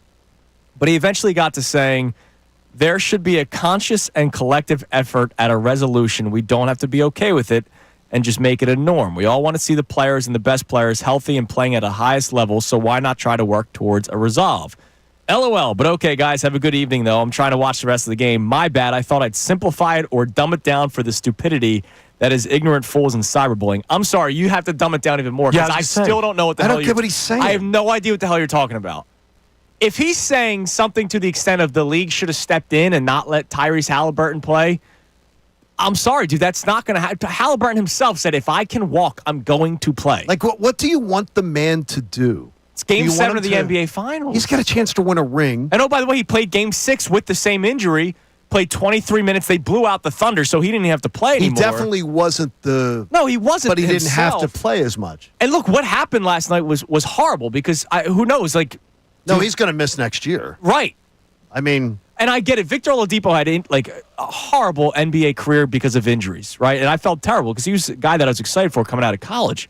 And he ended up being a nice role player down the line. But I don't know what the point he's trying to make. Wasn't Oladipo supposed to come here a few times? Yeah, he was a... He was one of those almost Sixers every year. Every year. Yeah. I kept hearing about he's Oladipo. He's Zach LaVine. Like, I feel terrible for him about his career. Absolutely. Because I always wondered what he could have been. But I don't know what he wants. Tyrese Halliburton, I guarantee you, would have done nothing differently. Right. And is he blaming the league? Is he blaming the Pacers organization? Because he played for the Pacers, where he got hurt. I have no idea what he's talking about. It makes no sense. And I feel bad. I admire feel bad Halliburton. that Halliburton got hurt. I feel bad that Oladipo had the career that he had. It just makes no sense to me. You can't just stop the game or postpone the game or whatever. Now tell me your Bruschi story. Okay, Teddy Bruschi. So I'm working at ESPN Radio, and which, by the way, you had a great shift yesterday. Thank you. I got to tap the app and listen to a little bit of that. I got to react to the breaking news that was the Kevin Durant trade. Like, that was freaking awesome, by the way, man. Major League Baseball does a good job of saying no trades during the World Series. Like, I'm shocked that they allow Game that to 7 happen. of the NBA Finals. But so Teddy Bruschi's comes on, and during the get a chance to interview Teddy Bruschi. Yeah, he's and remember he comes back after the stroke, correct, and comes back to play. And I said to him, what was your mindset with that? Coming back and playing. Yeah, you're a father and a husband. How much did that weigh on your decision-making process? He goes, well, I'm a football player. So that's what I do. He goes, just like you're a radio host. Yeah. That's what you do. And I'm going, no, because I was in the business world. I was a businessman before I was a radio host. I could go do something else if I wasn't a radio host that doesn't put me at risk to have another stroke on the field, like the whole thing. And he was just like, he goes, but that's what I do. What would I do if I wasn't? Thing. And I'm thinking to myself, is Teddy Bruschi now, in after effect, I've always wanted to revisit the conversation with Teddy and have it with him again. Because Teddy has turned his post-football career into a great television career. Right. Teddy Bruschi could have done Teddy, and I hope you do get to interview him on the air because he's a great guy to talk to. He could have done anything. Teddy Bruschi could do anything. Yeah, but but he was like, I had to go back to football. He risked his life, and he was told by numerous doctors to stop. Yeah. Because you could stroke out on the field and die. Well, we're having that conversation now with Tua Tagovailoa, But right? this is just about playing with the risk of like an Achilles injury. Right. And I'm thinking to myself, Teddy Bruschi went out there and played football risking a stroke that could kill him. Yeah. And I'm thinking, man, because you're a football player, I couldn't imagine doing that. And I wonder, I think there is that mindset, like, this is what I'm doing to make all the money that I make. Castellanos. But he had already made money. That's the thing. Nick Castellanos, when he had his introductory press conference, now look, he's not playing the physical sport that football is, but he straight up said, as we've seen by his playing in right field. He straight up said during his introductory press conference, like, if I wasn't doing this, I don't know. I don't have any other skills. Look, full disclosure, if I got fired today, I have no idea what I would do. I don't have a degree in sales, right? Like, Dude. No, but I don't know what I would do. So, like, Dude, I have the same degree you do. And you know what? You'd be fantastic at so many things. I would figure it out, and right? you'd be fantastic at so many things. This guy played football his entire life, Exactly. and he thinks this is all I can do to continue making money. And I said to him, I find that sad that you say that answer. And he found that offensive. And we went back and forth a little bit. And I was just like, not that you gave the answer you gave, but that you felt that that's your only option. I said, I find that a little sad because I think he'd be great at anything Yeah. If you're great at one it was in the middle. It was in the middle of it. He felt that way. And he goes, that's all I got to he could do it because it's all he can do. And he wanted to raise money. He wanted to make money for his family. Exactly. He was the guy that and put so food on the plate. Halliburton to me last night. What a freaking what a playoff. What a playoff for him. And it was what a horrible how he's it been. just ended yesterday. And now though, Boston hampered for next year. Indiana hampered for next year. Who else is hampered for next the year? Sixers. Milwaukee with Dame. Milwaukee I didn't think they was were the dead truth, anyway. but they are hampered. The Sixers. That's a huge contract. I mean, the East the Sixers are hampered. The East is Not a yet, landmine. technically. Yeah, not yet. Technically. If the Knicks and then the Knicks fire their coach that got them to their best, the East is a mess. Feels pretty open. If Cleveland doesn't go and win everything, if only Joel Embiid was healthy and Paul George didn't want it to be a podcast host and wanted to play like 55 games. He put that aside for the team's benefit. Yeah, when they were already in out of the playoffs. All right, coming up next, we'll get back to our Phillies talk because the Phillies had a great weekend over the Mets, taking 2 of 3. Wonderful. How do we handle ourselves moving forward is a question I need a lot of people to answer, really the naysayers to answer, but also for the people that got really excited over this weekend series, which I'm excited. I'm happy they won. I'm still not saying that they're a World Series team. No. So how do we handle ourselves Mike moving from forward? Aston's going to be pissed. Yeah. Come sorry. on. How do we handle ourselves moving forward? Also, something that I don't want the Phillies to bet on, and I'm worried that they may. Baseball. It's Kincade. Well, no, you saw what happened to Ipe. That's a good one. Ipe's out. It's Kincade Salciunas, 97.5, The Fanatic. Fanatic Sports Update. Phils leading the East. I'm Connor Thomas, and the Phillies took 2 of 3 from the Mets over the weekend, including a 7-1 victory last night. They are now first place in the NL East by just a game, and it's early, but it was nice to see. Jesus Luzardo was dominant last night, went 6 2/3, didn't allow a run in his win on the mound. Edmundo Sosa was just a triple away from the cycle. He was really good at the plate last night, and Rob Thompson talked about the big series win. Huge. Feels good. Anytime you win a series, it feels good, especially within your division. It was a great win today because of the fact it was a bounce back from yesterday, so it was good.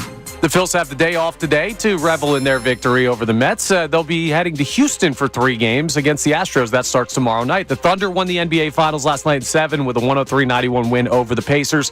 That is mostly the Tyrese Halliburton-less Pacers, who went down with an Achilles injury in the first quarter. Definitely a dark cloud over that Game 7. But the Thunder are champs. The NBA and NHL drafts are later this week, so we'll keep you updated on what's going on with the Sixers and the Flyers. And Pete Prrisco will join us at 8:25, talk a little quarterback rankings. This update's brought to you by Moyer Indoor Outdoor Services. Follow Andrew Salciunas' lead and get a jump on a lush green lawn this spring right now. Go to eMoyer.com for free estimates. I'm Connor Thomas, and you're listening to the home of the Sixers, Flyers, and Union, 97.5 The Fanatic and 97.5thefanatic.com.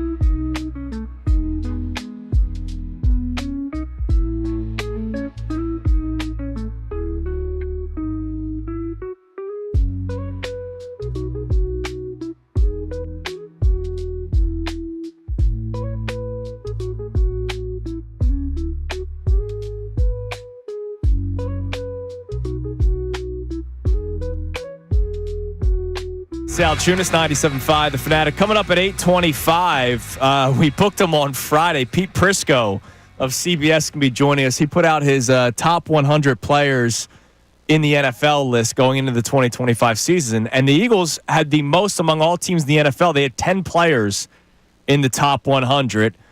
So we'll talk to him about that. We'll also talk to him about putting Jalen Hurts behind Justin Herbert still. And Jaden Daniels.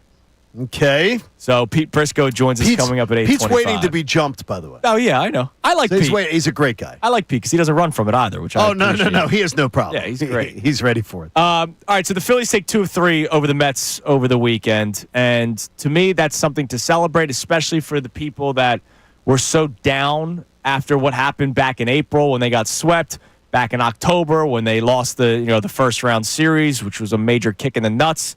Like, I hope people are in a better way right now. So that's why I'm curious, how do we handle ourselves moving forward?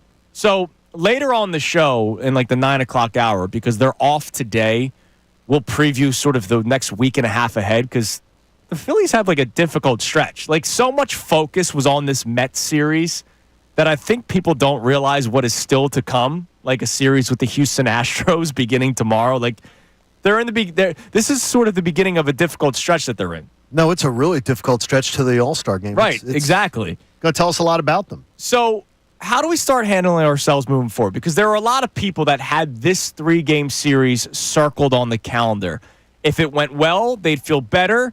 If it went poorly, the people that were on the fence, I think, would lean much more negative, and the people that have already been loud about their constant bashing and diminishing of this baseball team would have been even louder. So now that they took 2 of 3, what's sort of the vibe that we get moving forward with this baseball team? Well, I think it was were you out?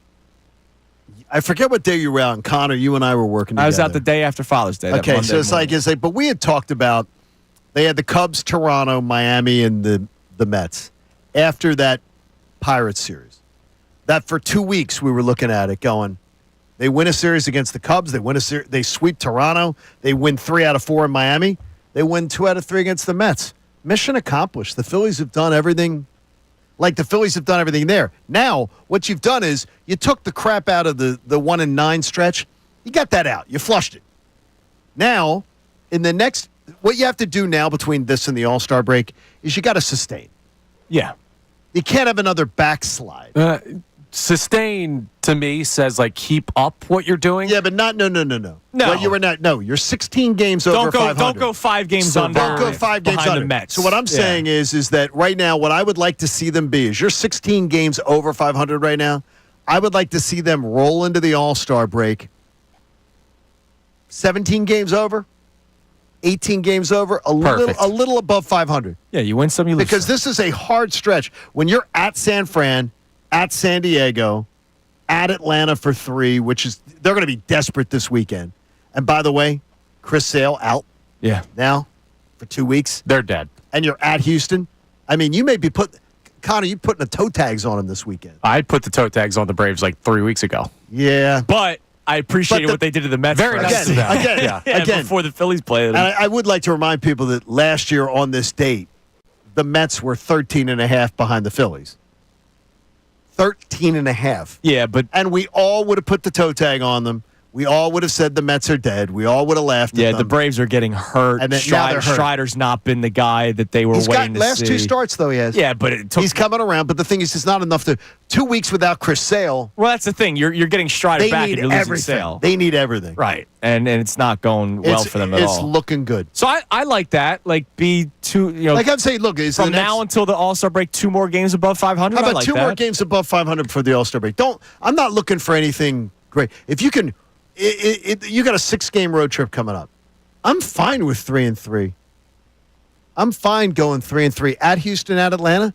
You go 3. If you have a 4-2 week, that's a damn good week. Yeah, that's a really good week. Then you come home with San Diego and Cincinnati. I expect a 4-2. You know, and then you go to San Francisco and San Diego for the next week. That's another 6-game road trip. You go 3-3. I'm saying. Right there, 2 games over 500. Yeah. I'm really happy. Yeah, good deal. I'm all on board for that. So we're all in agreement. Yeah, the 3 of us are. I don't believe that the fan base necessarily will be. Well, how much more? How much more do you want? Like seriously, what do people want? I think if they don't see them be the team that they've been over the last week and a half, people lose it. Like I mean, like to me, if you're right now, you're 16 games over 500. If you roll into the All-Star break, 18 games over 500. Yeah, that sounds pretty good. Oh my gosh. I'm thrilled. And that's a really bad stretch of games. And oh, by the way, this has been without Bryce Harper. Yeah. Right? Like, they've been doing this stuff without their best player. And if they get him back, I don't know why people would still be... I don't understand how that could be not enough for people. By the way, Connor, I have something you may take as you should take as a compliment. But you may take it as a, oh boy. I take everything as a compliment. Okay. Liv says... You look like crap today. Liv and her boyfriend say the other night, as we see on the Jumbotron, there's Otto Kemp.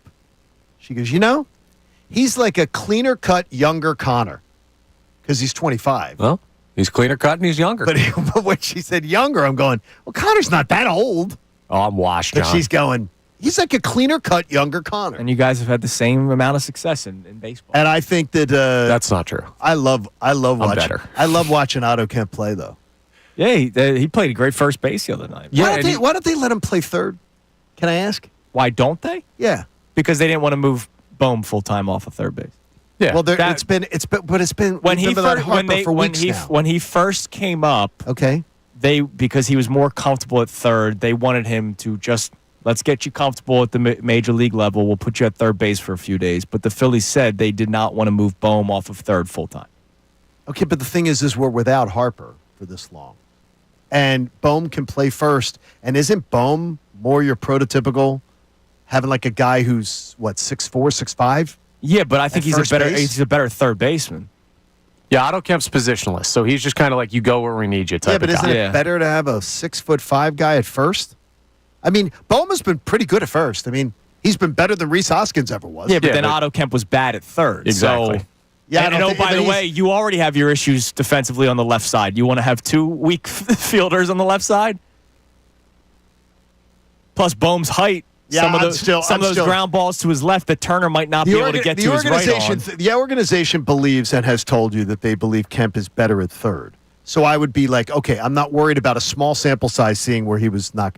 I I'd say, okay, if you believe that as an organization, that was your thought. I'd put him at third. Yeah, but you have two guys that are better at third, and one guy was National League All-Star starter last year, and one guy has been up for 2 I'm not weeks. moving Alec Boehm for Otto Kemp. Okay. Because when Bryce Harper comes back, Otto Kemp's not playing. When is that, by the way? Or he's playing left field. Well, we'll see. You're listening to 97.5 The Fanatic, WPEN, WPN, HD1 Burlington, Philadelphia, Beasley Media Group station, broadcasting live from the Comcast Business Studio, powering possibilities. So speaking of the Phillies, one thing that I'm worried that they are going to do. So last week, you asked me a question about, or Joe the Cynic posed the question. Yes, Joe posed it. About, Brandon Marsh and the hot streak that he's on, about whether or not that would dictate what they do at the trade deadline. And I don't believe that it will. I really don't. I can't imagine that Dave Dombrowski, the smarter baseball man than me, even though he made a lot of decisions that I didn't agree with, and it looks like we were the ones that were right, Johnny. Right. If he's fooled by this, then we got bigger problems. But all I'm going to say is, if there is the chance that in the back of his mind he's thinking we just got to get hot. See what happens when we get hot. Look at how good this baseball team plays when we get hot. That would be a monster mistake to me. I don't want to rely on getting hot because that's something that we've talked about a lot. Because they've shown you, this team has shown you, they can't sustain hot for 3 weeks. And any team, it's hard to sustain hot for 3 weeks. And you're not right? winning a World Series unless you can sustain hot for 3 weeks. Right, exactly. This lineup has shown you they can't do it. They showed you that in 22, 23, 24. They've shown it to you in regular season. And when they are hot, everybody's right. They are a great baseball team when they're hot. It's amazing. Same with 30 other baseball teams. When you get hot, you have good stretches. Well, I don't know if I'd say 30. And the Rockies won baseball games last week, for crying out loud, right? You get hot, it happens. They look good last week. It happens. When you get hot, you win a couple of baseball games. Like Brandon Marsh is hot right now, and he's playing very good baseball. I don't want to gamble on, if he gets hot in October, look at what this can do for us. Same with 5 other guys on this team. I don't want to gamble. This is why last year when we were having the conversations about center field, regardless of the record, I wanted to improve. You can always get better. And to just rely on being hot at the right time, I think that is a bad bet to make. And even though those of us who were standing for a guy like Rojas or who were in the Marsh camp, I think every one of us that was still saying, go improve center field. Absolutely. And that's sort of backhanded, but it's like, hey, go improve center field. Right. Because it's great. It's with me with Taijuan Walker earlier this year. I know at some point it's going to come back down to earth. The whole back of the baseball card theory is real. Yes, it is. It's real. There's a reason that cliche exists. A guy could have a horrible season like Trey Turner a few years ago and then hit 300 this year. Is he hitting 300 this year just because he's hot, or he's becoming more of the player that the Phillies signed him to be? I think it's more of the latter. There's some guys that can hit 300, and then come the end of the season, they're batting, at the low 200s, because that's what the back of the baseball card says. Yep. And so if I'm Dave Dombrowski, or if I can talk to Dave Dombrowski, I would just really like to get the point across that you should not gamble on being hot at the right time. Or if you're Daryl Morey, you should not gamble that a player on a contract year was all of a sudden mysteriously healthy. What do you think he's? What do you honestly think the discussions are right now? For who?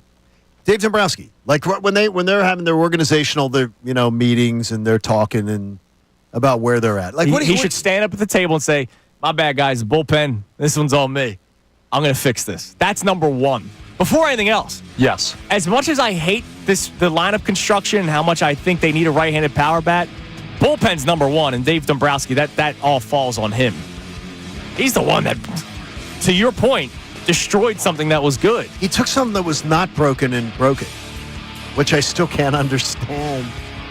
I'll never understand it. Yeah. Well, we finally got a scoreless inning out of Strom yesterday. That was good. There you go. Need a lot more of those. All right, coming up next, we have today's headlines with Connor Thomas. We'll sneak a text in before it. It's Kincade Salciunas, 97.5 The Fanatic.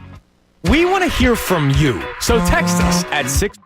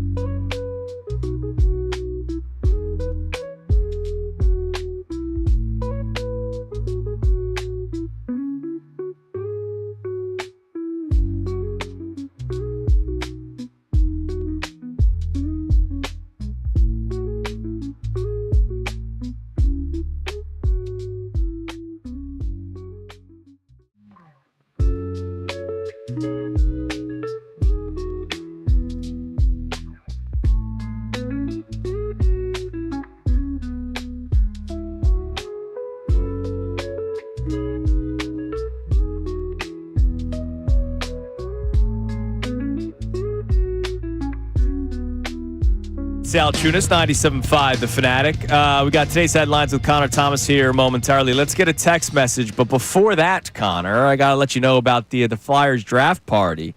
We have some giveaways to give away at some point today. That's what we do with giveaways. We will have a pair of tickets and free parking. For the Flyers draft party. It's coming up this Friday from 6 to 10 at the Hard Rock Hotel and Casino in Atlantic City, 6 to 10 p.m.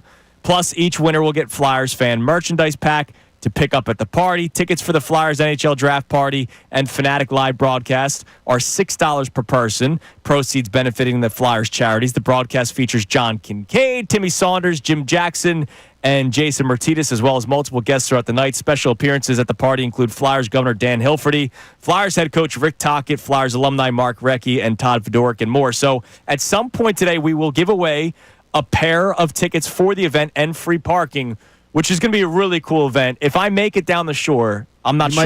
You know me. It's kind of like, oh, yeah, let's go down the shore. Because my parents live down there. I'll stop by.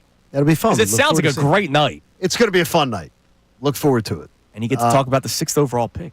Yeah, I'm looking forward to seeing what's going to go on. And if it's 6th pick, 22nd pick, yes, and 31st pick. Love all that. I don't believe they're going to pick 3 picks. I believe there's going to be movement. But we'll see what happens. I like movement. Should be exciting. All right, what do we got on the text line, Colin? All right, so the Phillies, you might not want them to bet on something, but Colin from Brigantine is. And he says at plus 1,000, I don't see the odds going any higher for the Phillies right now. Another hundo on a World Series victory. Go Phils. Look, if you think they can win the World Series, more power to you. Go for it. I don't believe this roster right now is built for it. Now, if you believe that Dave Dombrowski, which I do, will make a couple of moves before the trade deadline, and you want to jump on those future bets now because the prices will change in a month and a week, then maybe that's a smart move to make. I'm not going hundo. Congratulations on your success, Mr. Collin. Those Brigantinians, they must have a lot of money. That's a joke. But, yeah, I'm not making that bet just yet. Unless you believe that they're going to make splashy moves come trade deadline, which, again, splashy does not mean Juan Soto. Splashy means top relievers on the market and a top corner outfielder on the market. I think Connor, the point of the two is that what names are going to be available is the huge thing. Yeah. Is really the huge thing is what's it going to be? We need some middle-of-the-pack teams to start losing. Yeah, that's what we need. And the thing is, if we or some just those fringe teams that have a bad... I just told you, the Angels said they're not selling unless they're completely out of it. They're 3 games under 500. But they're only 7.5 back, and they think maybe we can come close. I believe that there's going to be a lot worse. I believe there's going to be some teams that are going to fall apart here, too, in a few minutes. Like, we're going to, like, in the next week, 10 weeks. I'm sure. 10 days. We're going to see some teams start to fall. We got 5 weeks till the there's a lot of teams deadline. that want to talk to their fan base about we're in it. Absolutely, yeah. And then they'll bag out. And then they do. All right, it is time now for today's headlines with Connor Thomas. Today's headlines with Connor Thomas. Brought to us by who? Our friends over at Lundy Law. For over 70 years, Lundy Law has been fighting for injured people. If you need them, remember the name Lundy Law. Your injury lawyers. Visit LundyLaw.com. That's LundyLaw.com. We're going to start with a little bit of hockey talk because there's a big name that could be on the move sometime in the relatively near future. Connor McDavid's future is a little up in the air in Edmonton, and he was asked about his future. Here's what he had to say, very non-committal. Yeah, it's only been a couple days since the season ended. Take some time to regroup, talk to my agent a little bit and family and all that and make some decisions whenever that time comes, but there's no rush on anything like that. So, we know the dream that's going to be dreamt. Johnny, is there a chance? I don't believe so. And the reason I don't believe so is that there are too many teams that will be contenders close to winning a Stanley Cup that he could go to.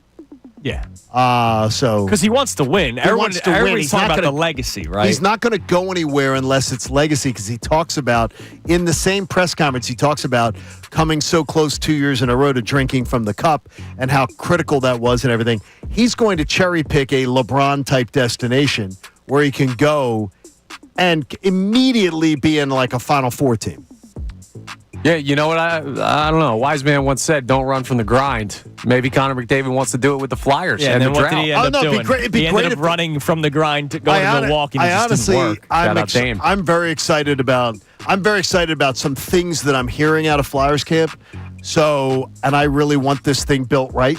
Okay. But I was told that this year would be if you have a three-legged stool, that this offseason is the third leg of the stool, and then next offseason is the one where they start to really, the foundation's there. So I want this year to be done well. You never know. Your hand motions on YouTube are spectacular. There you go. Yeah, make sure you're watching the show when we You do never this. know. Now, The third All leg right. of the stool. Are you watching me at the stool, the YouTube show? anyway, Both. we will move on to. How can you do both? I get to see it twice. I get to watch you do it live, and then I get to go to YouTube and rewatch it. We've lost control I of the got the segment, all folks. 22 of John You're Kincade. derailing. Bryce Harper had an interesting interview during the game last night because, of course, it was ESPN Sunday Night Baseball, and they didn't just ask him about baseball. No, there's always a little bit of slice of life in there. So in case you were wondering, if you're a star, multi-time MVP, making all of this money, do you still have to deal with questions from your kids about your day-to-day life? Well, Bryce Harper had a funny one. I really got to get this in. So you're in this commercial with the Dragon. You got to tell the fans about what your son asked you and what you told him. No, he was pumped. I mean, him and my daughter were super pumped about it. But he was talking to me and said, "Dad, is that actually real? Is that a real dragon?" I was like, "Yeah, man. He flew into Philly and he was my trainer for the day." He goes, "No way!" But he's a stud, man. I love that kid so much. So still love got to that. talk to his kids about the, if you haven't seen it, Bryce is in the How to Train Your Dragon commercial. See, My wife and daughter loved it. Loved it. oh yeah, they went and saw And it. they had seen I saw the original with Liv. My wife had not. They saw the new one. My wife loved it. My daughter loved it. Thought it was great. That's awesome. So go see it. I like All ages. I know people complain about the in-game interviews. I like it when it's a guy that's not playing, That's different. or if it's a pitcher. Like the Alec Boehm one was horrible. Yeah. Because Boehm's trying to focus every pitch, and so he's giving like 2-word answers, right? Yeah, because it's not right. But I love it when it's middle of the player- game, right, Bryce player- Harper's not playing, or a starting. Last week, Clayton Kershaw was on last Sunday night's broadcast, and he was being asked about the Rafael Devers trade. And, like, I love that kind of insight. He's not pitching, so like he can focus on talking about whatever the questions are being asked.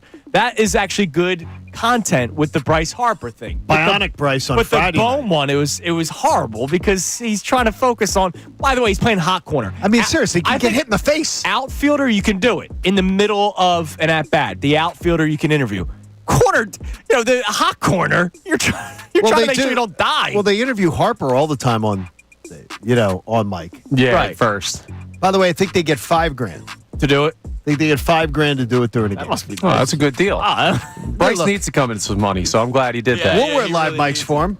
We'll do that. What about Bionic Bryce on Friday night? Did you like that on the Apple broadcast? He was up over the railing What, with he his had the stim bionic going on. with his bionic stim going on. He wanted to watch the game and support his teammates. Yeah, he did. I don't understand how you have You any- ripped Brandon No, I'm Graham, saying it's and I good. agree with you for being at the first take or whatever and not at the game. Yeah, so it's good. I'm glad he was there doing this. Get that on there. Look, at least he was with his team. $6 million man. Oh, Yeah, sorry. Bionic. That went right Stim- over my head. Just for the record, stim's a very normal thing. Like It I is, played yes. Division III baseball. I It got is. that every day before practice. It's and not every day really before I normal threw. over the railing though. It's not really normal on the over the railing like that, but it's good though. It got on Apple. So it got on there. I just like to know what What are you trying to say? You seeking I attention? would just like to know what the injury is. If we could just get the injury, please tell us what it is. Wrist. Tell us what it is Wrist. and why it wasn't taken coming care from of. you in your sport, lower body injury, upper body injury, Yeah, and they'll that's never all do you that. get. You don't hear anything else. Meanwhile, guys like groin is falling off. What did Kachuk play with? Hernia think? and Hernia. something else. Yeah, that was just lower body injury. Torn. These like, guys will go oblique. into surgery like the day after Yeah, the but cup. that's just a lower body injury. He's fine. All right, coming Sometimes up it's next. better to not know. Pete Prrisco. Are they playing or are they sitting out? They're playing. Pete Prisco, They're not sitting top out. 100 players in the NFL. Yeah. He had 10 Eagles in it, the most out of any team. We'll talk about it next. It's Kincade Salciunas, 97.5 The Fanatic. Fanatic Sports. Sports Update. Beat the Mets. I'm Connor Thomas. The Phillies took down the Mets 7-1 last night to complete a monster series win in the NL East. Jesus Luzardo dominant in the game last evening. He went 6 2/3 innings of shutout ball on Sunday Night Baseball. Took the win. He looked really good, and Edmundo Sosa did at the dish as well. He's just a triple away from the cycle. A big-time 3-run homer out of him. Rob Thompson talked about the big series win after the game. Huge. Feels good. Anytime you win a series, it feels good, especially within your division. It was a great win today because of the fact it was a bounce back from yesterday, so it was good. The Phils have the day off today, their first one since 2 Thursdays ago, and then they'll head out to Houston for 3 games against the Astros, another tough opponent there. The Phils are in a tough stretch. The Thunder won the NBA Finals last night in Game 7, a 103-91 win over the Pacers, and the Pacers had to play most of the game without Tyrese Halliburton, who unfortunately went down with a brutal Achilles injury in the first quarter. The NBA and NHL drafts come up later this week, so we'll keep you updated on what the Sixers and Flyers are planning on doing. We're going to talk to Pete Prrisco coming up next for his latest rankings and top 100 NFL players. We'll ask him about it. This update's brought to you by Bet365. Whatever the moment, it's never ordinary at Bet365. Download the app today. I'm Connor Thomas, and you're listening to the home of the Sixers, Flyers, and Union, 97.5 The Fanatic and 97.5thefanatic.com. Vacation? Business trip? Don't worry. You can still hear...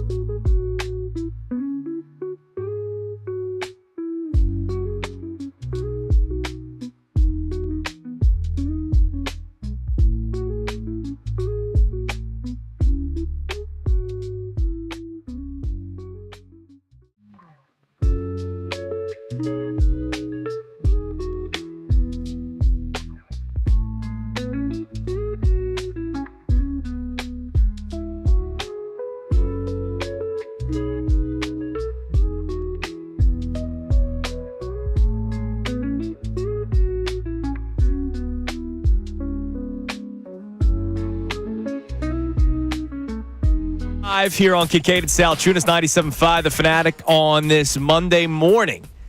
Last week on Friday, you and I went through Pete Prrisco's top 100 players entering the 2025 NFL season. And we tossed him a lot of bouquets. Yes. And then, of course, there was some complaining to be done because why wouldn't we do that? But 10 members of the Philadelphia Eagles were in the top 100, which was more than any other team in the NFL. So let's talk about the man who came up with the list himself from CBS here on the Comcast Business Hotline, where every day in business is a big day. Let Comcast Business help you move forward with what's next. He was great the last time he joined us, and we had some fun with it because the Eagles were winning games despite his predictions. And others. Pete Prrisco joins us. What's up, Pete? How you doing, man? What's up, guys? How are you? Hi, Pete. So, top 100 players going into the 2025 season. You have 10 members of the Philadelphia Eagles. So I'm going to guess that you're thinking very highly of the Eagles heading into the 2025 NFL season. How could you not? I mean, they're loaded. I mean, across the board. And when you look at the offense, they have one position that's open, and it's right guard, which they could obviously replace Becton, who was a one-year guy anyways. And so, how could you not pick them? I think the secondary will be better. I think the young corners are going to be that much better. Again, though, it's hard to repeat in the NFL, and it's hard to repeat in that division. And so it's going to be a real challenge for them because you're now, the team that's the hunted, and everybody's going to take their shots at you. But on paper, if you're looking at it on paper, they have more talent than anybody in the league. When you look at how this team's been built, Pete, are they an anomaly? Like, is this something that is stands out to you as some amazing story? Or do you think that there have been other teams in recent history that have managed the cap as well? Well, I mean, Howie does a great job with the cap and managing the players and replacing guys. And I think they know what they prioritize. They prioritize, drafting and developing offensive linemen. I mean, you look at, the two highest rated offensive linemen on my list are both Philadelphia Eagles tackles. I mean, Mailata and Johnson. And one was a high first-round pick, and the other one was a developmental guy that they developed. And kudos to them for doing that. And then you look at the rest of that offensive line, they've drafted, a lot of those guys. You go to the defensive side, Carter, Davis, Smith. I mean, they draft and develop their defensive linemen. And when a guy leaves, they feel like they have somebody on the shelf ready to take over and play. And that's the way you do it. If it gets too expensive to keep Milton Williams, you just bring a guy off the bench and let him develop. And if you think, it's too expensive to let Josh Sweat stay around, you develop another guy. And, they drafted Hunt last year. They love him. And so he's a guy that maybe they develop into a guy 4 years from now, 3 years from now. It's time for him to go. Then you have a jar on the shelf and you pull him off and you let him develop. So I think that the drafting is where it becomes such a priority. When you pay certain guys, you can't pay everybody. So you have to be able to draft and develop, and they've done a great job with that. All right, I have a couple of questions for you for the list itself, because I know when people hear lists and they go, oh, man, how much time did this actually take? I'm going to guess it took a lot of time, considering 100 players is 100 players, and you did little write-ups on all of them. So question one, how long does this list take for you to make, Pete? And number two, how do you order it? Because you have Creed Humphreys 16th. He's a center. So when I go Creed Humphrey and then Jalen Carter right after, and this is not a Chiefs-Eagles thing, it's just one guy's a center, one guy's a defensive tackle. I don't know how one guy's more important than the other. I'm curious how you order the players the way that you do. Okay, it's not most valuable. It's not by your valuable, being that much more valuable than another guy on your team, because otherwise it'll be all quarterbacks. Right. I mean, they're the most valuable players. So it's where are you ranked in terms of how you play the position, how good you are at your position, and where you rank to the rest of the league and how they play their position. That's basically what it is. How long does it take me? Well, I mean, during the season, I'm watching all these guys on tape, and I go back and I start, after the draft, I go back and really start going back in and throwing guys around into the list and moving guys around. And I go back and I run it by some guys in the league that, I have respect for, see if they agree with me or not. And they won't move. I'm just curious to see what they think. And then, I finalize it probably, 4 or 5 days before it actually is published. And then I send it to my people and away it goes. So it takes to actually get it finalized from the time of the draft until the time it's actually published is probably when I'm doing a lot of the work, or most of the work on it.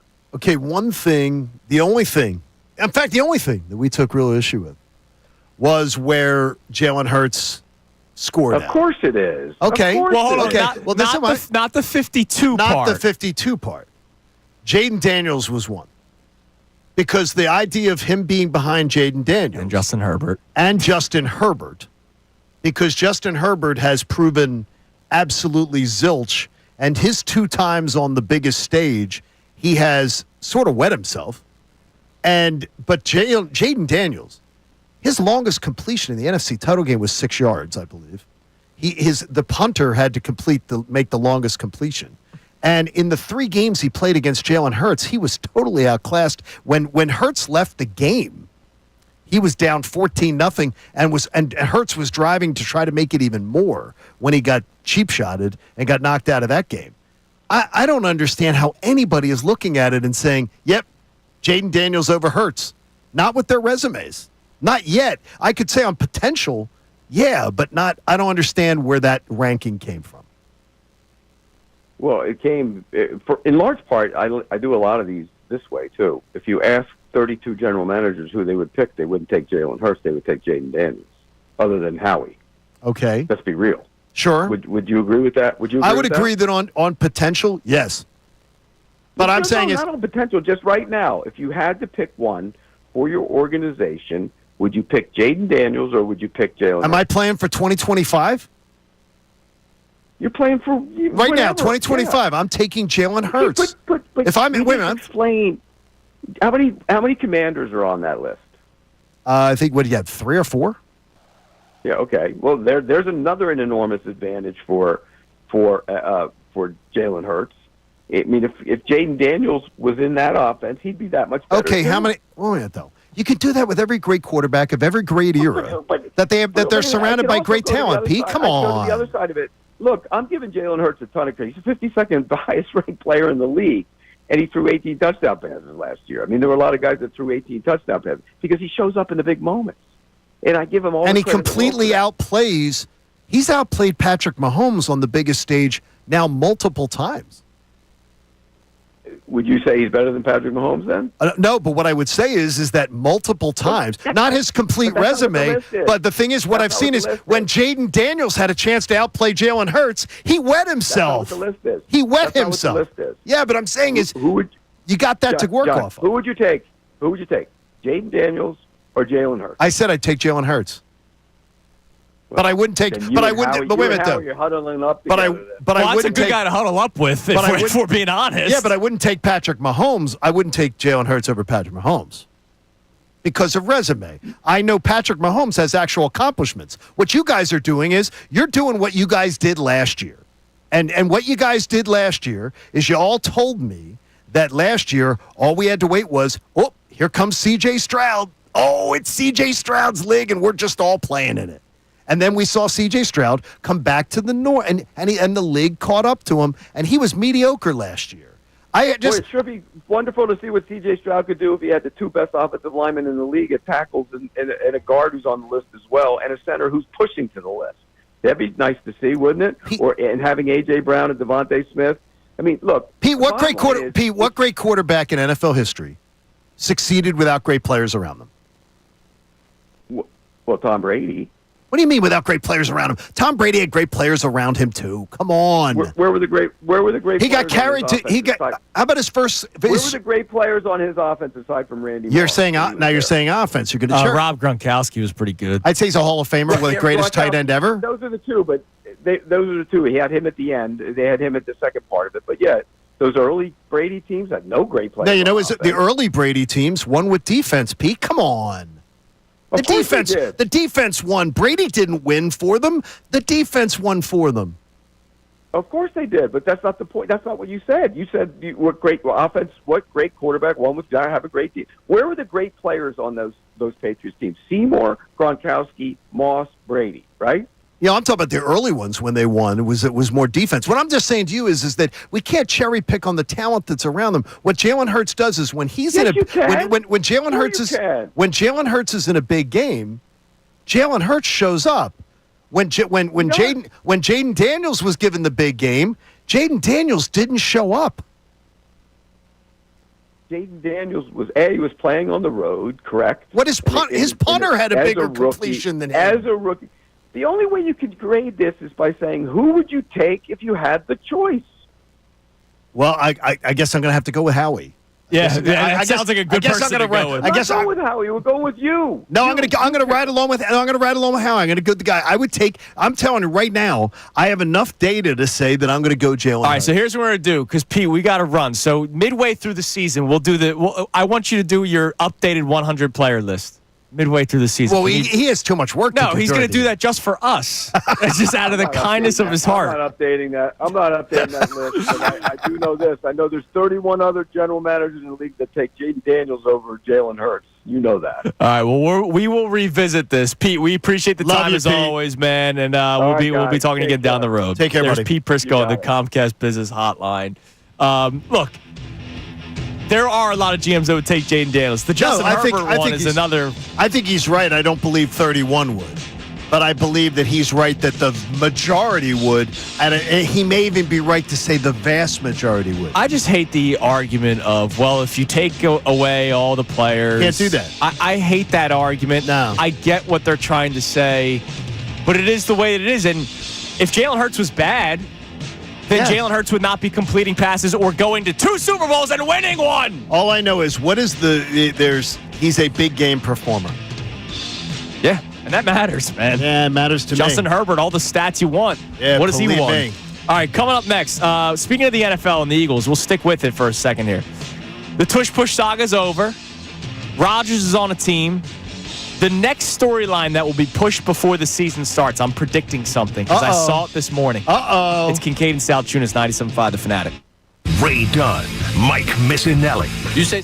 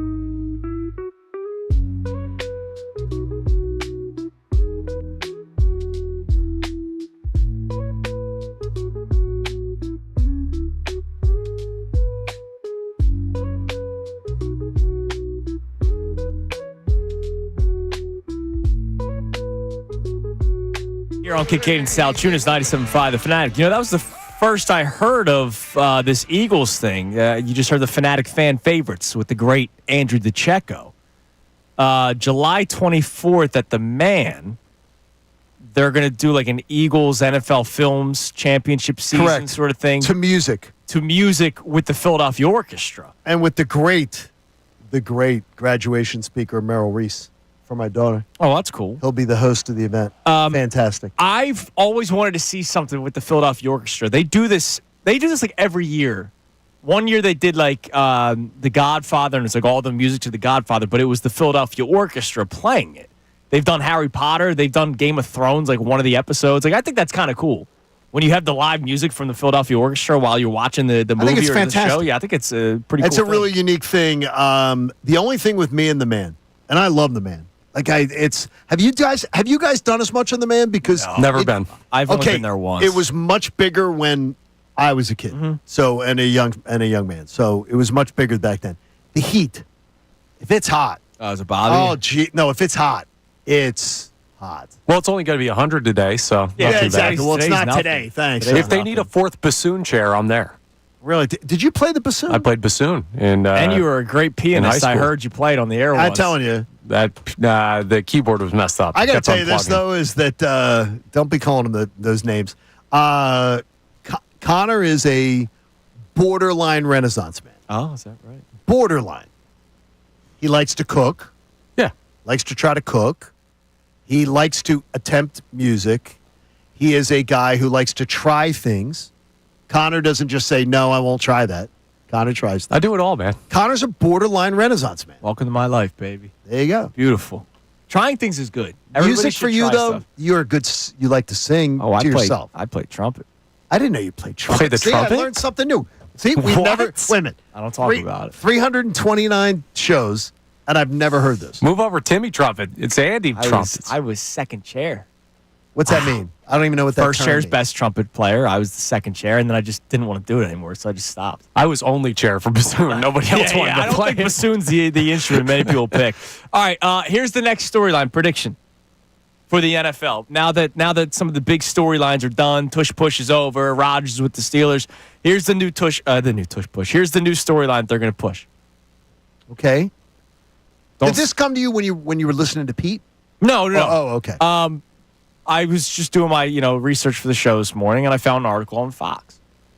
And this guy is not saying this, but he's already seeing it. And I bet you this is the next big storyline. Don't sleep on the Dallas Cowboys. Oh, well, that is every summer. No, though. but this one's going to be pushed even more. And this guy, Sam Panayotовich, great, just strong last name. Sam is like one of the betting analysts for Fox, for the national Fox website. And there are a lot of people gambling that are already starting to bet futures for the Dallas Cowboys. Not like Cowboys fans, the actual betting people. Because they believe that the way the NFC East has been for 20-plus years now, no repeat champions. Everyone has the Eagles and the Commanders as the two teams, but don't sleep on the Dallas Cowboys, especially if Dak Prescott is healthy and returns to his MVP-like form. Well, I'm not one of those Dak's a bum guys, so I think the Cowboys will be better. He's a big game bum. It's much like Justin Herbert. Playoff time, poops himself. It's been a bit of a during the poopy. regular season, a little bit different. He's been a bit of a pooper. He most certainly has. But that's now the next. I'm telling you, that's going to be the next. Well, that's every storyline. summer, though. Don't sleep Like on the that's not a Cowboys. that's not a big prediction because every single summer we hear Cowboys is that's what ESPN lives on. Yeah, but this is coming off of the down year. Everybody's counting out the Cowboys because Dak Prescott was hurt. They forget that Dak was hurt last year. By the way, great job on ESPN Radio yesterday. Gracias. But I want to say to you too. I meant to ask you this because are you surprised that you haven't gotten the memo yet?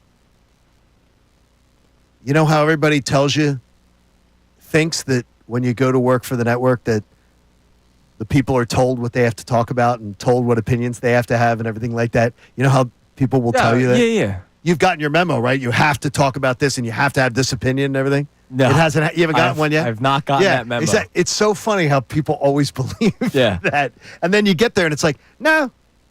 Just do a show. Now, one thing that's... Content is different. I will say that it's interesting. Yesterday was Game 7 of the NBA Finals. Right. You would think that's all we were going to talk about. No. It was what we planned to talk about.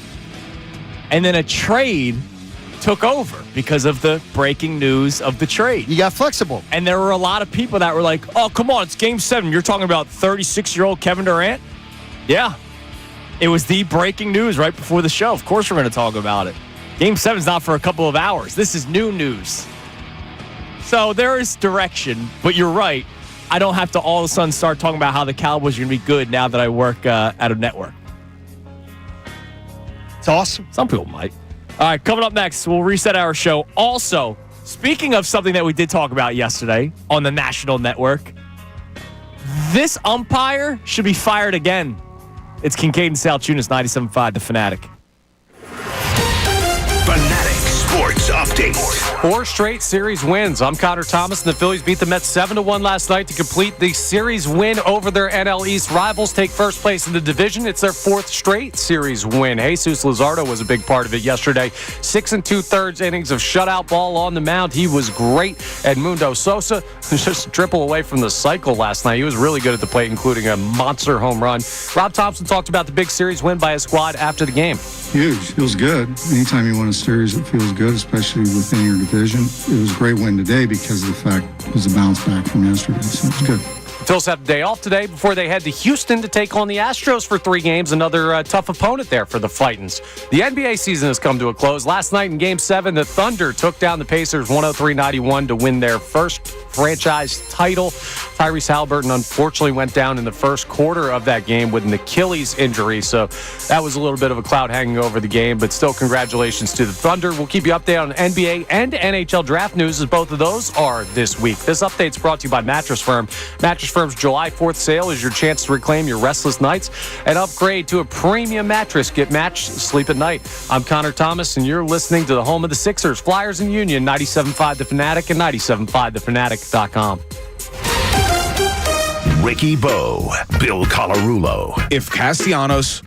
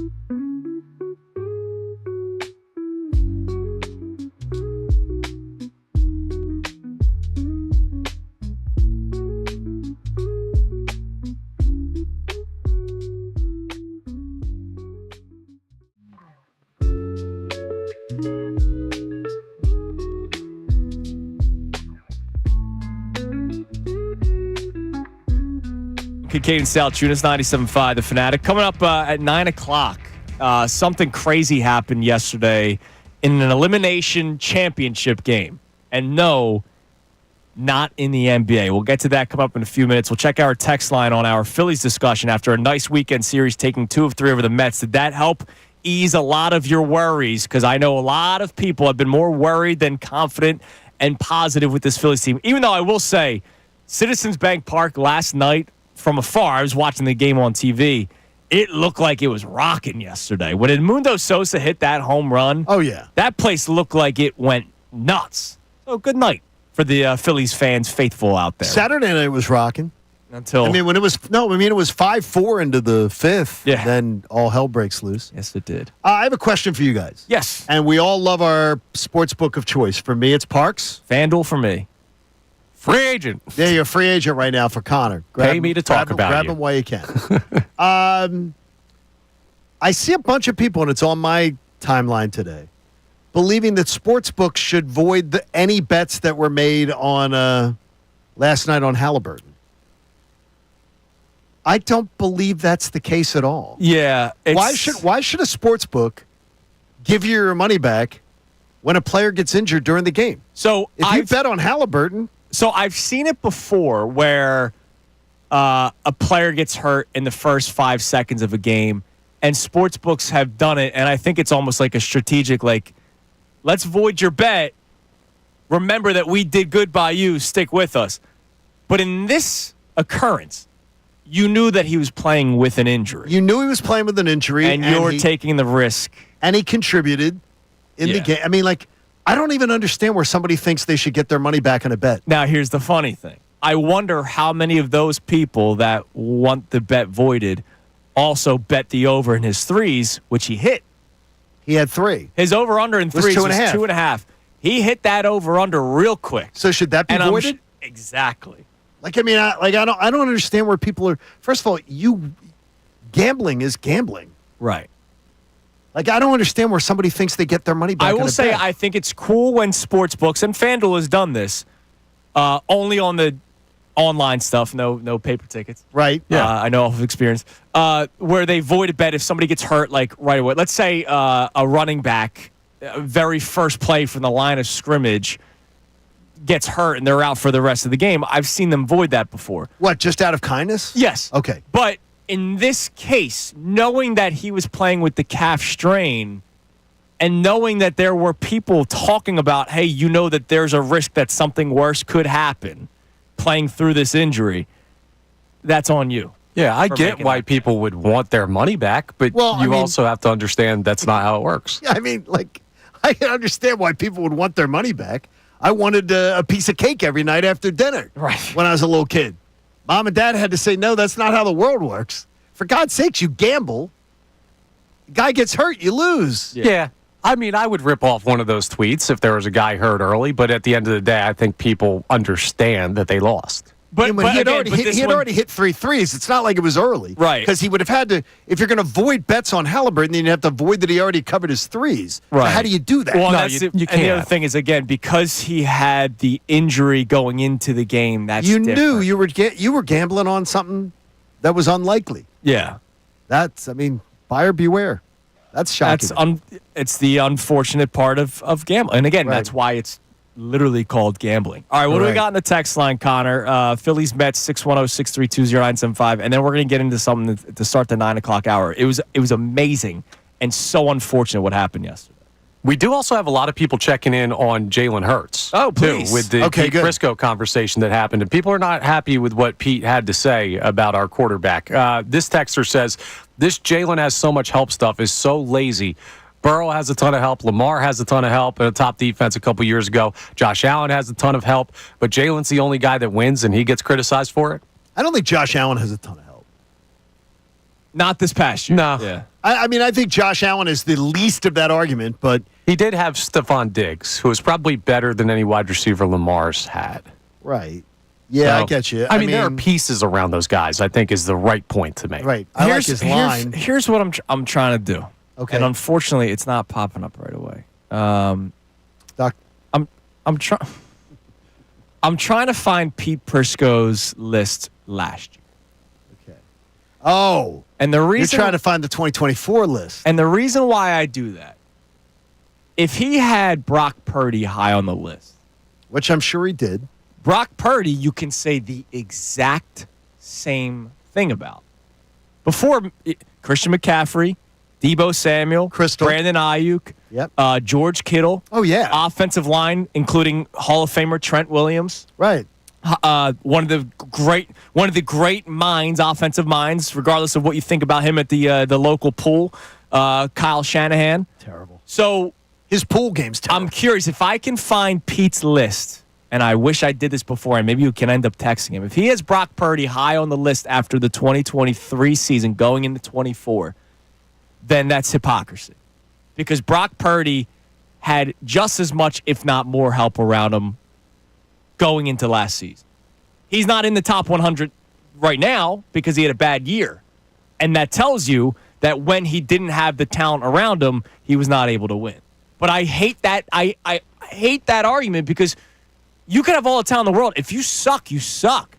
Tua Tagovailoa has Tyreek Hill, Jalen Waddle, Devin Achane, a mastermind offensive coordinator, and Mike McDaniel, or head coach. He's a buffoon. He stinks. How come he's not that good? He's got all the talent in the world, doesn't he? You're preaching to the choir, dude. Like I hate that argument. Mike McDaniel. Oh, anybody could but play. He's another Shanahan guy, though. It's just all part of it. It's all fruit from the forbidden tree. All right, I'll try to find this because I'm curious. I texted him already. If I can find Pete's 2024 I texted him. I said, if you get somewhere. the chance, where was Brock Purdy on your 2024 top 100 list? Yes, please. Thank you. He'll probably say, I'm not looking it up for you. Yeah, exactly. All right, so you're listening to 97.5 The Fanatic, WPEN, WPN HD1, Burlington, Philadelphia, Beasley Media Group Station, broadcasting live from the Comcast Business Studio, powering possibilities. Here's what we're going to do. From now until the end of the show, right around key 3 time, which is around 9:48, know the show for the Flyers draft party, pair of tickets and free parking. Flyers draft party this Friday from 6 to 10 p.m. at the Hard Rock Hotel and Casino in Atlantic City. Plus, each winner gets a pair of, Flyers merchandise pack, free parking, pair of tickets to the event. It's a Friday down the shore. You're hanging out with John Kincade. You're hanging out with Jason Martinez. You're hanging out with Rick Tocchet and other members of the Philadelphia Flyers for a really fun night. So from now until the key 3, listen closely, and at some point I will ask you a question for a little know the show, because this is a really cool prize and a really cool experience that you could have your way on Friday. The draft, by the way, is in L.A. Yeah. But the Flyers are having their draft at the Hard Rock. Right, exactly. All right, so yesterday was Game 2 of the College Baseball World Series. It's a best-of-3 series. So LSU won Game 1, 1-0. Incredible game, by the way, the other day. So yesterday was Game 2. If LSU wins, they win the championship. That's what ended up happening. In the first inning of the game yesterday, they ejected Coastal Carolina's head coach, Kevin Schnall, for what they are saying argued balls and strikes. You can hear it on Mike. He did. And he left the dugout. Because he got the warning and he wanted to know why he was getting the warning. So he got out of the dugout asking why he got a warning. And he said, you missed 3 pitches. And he got ejected. Well, the thing is what I didn't understand. He says he wondered why he got the warning. You can hear him. You can hear him arguing balls and strikes before he got the warning. They have the audio, the boom mics near the dugout. You hear him arguing balls and strikes. Yeah, I mean, you hear that all the time, though. Where was that? Where did that miss? So him say, and he did it 3 times. You hear 3 different comments. So him saying, I wanted to know why I got a warning. You know why you got a warning. You're heckling the umpire. You heard it. He's acting like in that post-game press conference, I don't know why I got a warning. But I will say this. You heard it. In the first inning? No, why are you riding an umpire in the first inning? And it's not like it was that controversial. Maybe the umpire it wasn't. Suck. But it wasn't, though. It wasn't that. It was, I think one of the calls absolutely was. Connor, did you see them that I did close? not. Okay, one of them I absolutely think all three of us would have, let's use the early word, groused. Yes. All three of us would have gone, oh, come on. Seriously. But it was a ball and strike call that didn't determine someone getting on base. But it was a ball and strike call. Yeah. Just feels like a quick hook. Okay. Then there was another one that would have been, okay. If you want to argue, if you want to think that was a bad call, borderline, I don't know what. I mean, I got you. But he was literally arguing. He's riding the umpire, as was his position. Another bench coach is right. They're arguing with balls and strikes. Well, the first base coach got ejected as everything continued to unfold. You're doing that in the first inning. But here's the problem. Okay. So I don't imagine there were millions of eyes on the College Baseball World Series, but this was a talked about series. You got a lot of eyes on it. This umpire immedially made it about himself. And he, by the way, has that reputation. So Angel Campos, who was the home plate umpire, Campos cheesesteaks, he was a Major League Baseball umpire for 7 years. Then he got ran. He got fired. Imagine the same league that had Angel Hernandez for as long as they did. Didn't think this guy was good enough. This guy got fired. You must suck. Oh, no. If you got fired from the Major League Baseball Umpires Association. And then what's even worse, the first base umpire came running in trying to separate the coach and the umpire. The first base umpire then tripped over the footing of Campos. Not Schnall, the head coach of Coastal Carolina. There was no pushing. He tripped. He immediately put up the two fingers, you're suspended. He tripped. Oh, he tripped. Over his fellow umpire's footing, and he suspended the head coach. That should have been able to be fixed. I think it probably will be. They didn't need to. Because the series ended yesterday. And do I believe LSU would have lost if the coach didn't get ejected? No, I think LSU had that series in their bag. But it was embarrassing yesterday. It was a bad showing, but I think that it was just as embarrassing Coastal Carolina's. I don't think so. Rousing. I really don't think. I don't think it's that embarrassing. There were two calls. One of them was blatant. One of them was borderline. And they're riding the first inning of a game. Come on. Well, when a guy's so bad that he gets fired by Major League Baseball, maybe he had a point. All right, coming up next, the Phillies. Oh, I'm sorry, that's later. There's this thing that I want to get to. I was reading the wrong part of the show sheet. We had a busy weekend in Philadelphia. Not only did the Phillies have the 3-game series against the Mets, there was a game inside the link, Johnny. We go to our insider, Connor Thomas, to talk about it. And were the rules different for fans? It was a wild scene at Lincoln Financial Field this weekend. It's Kincade Salciunas, 97.5 The Fanatic. Ricky.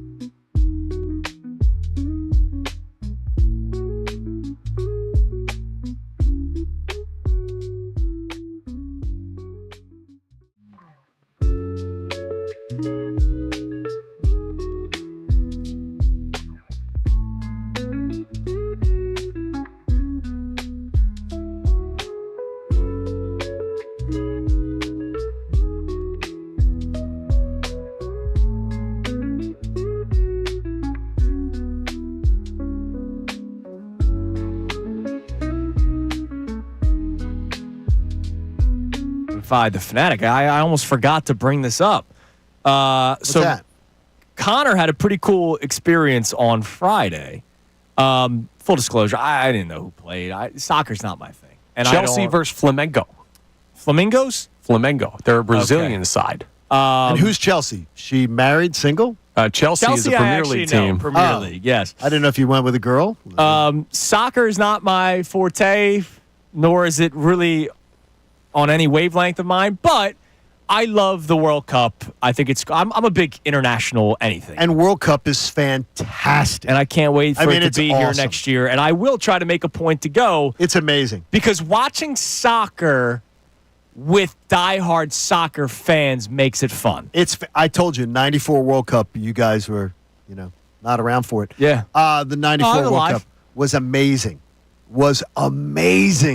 I've told you my experience when I was in Lithuania. It was the World Cup, and it was USA versus Belgium.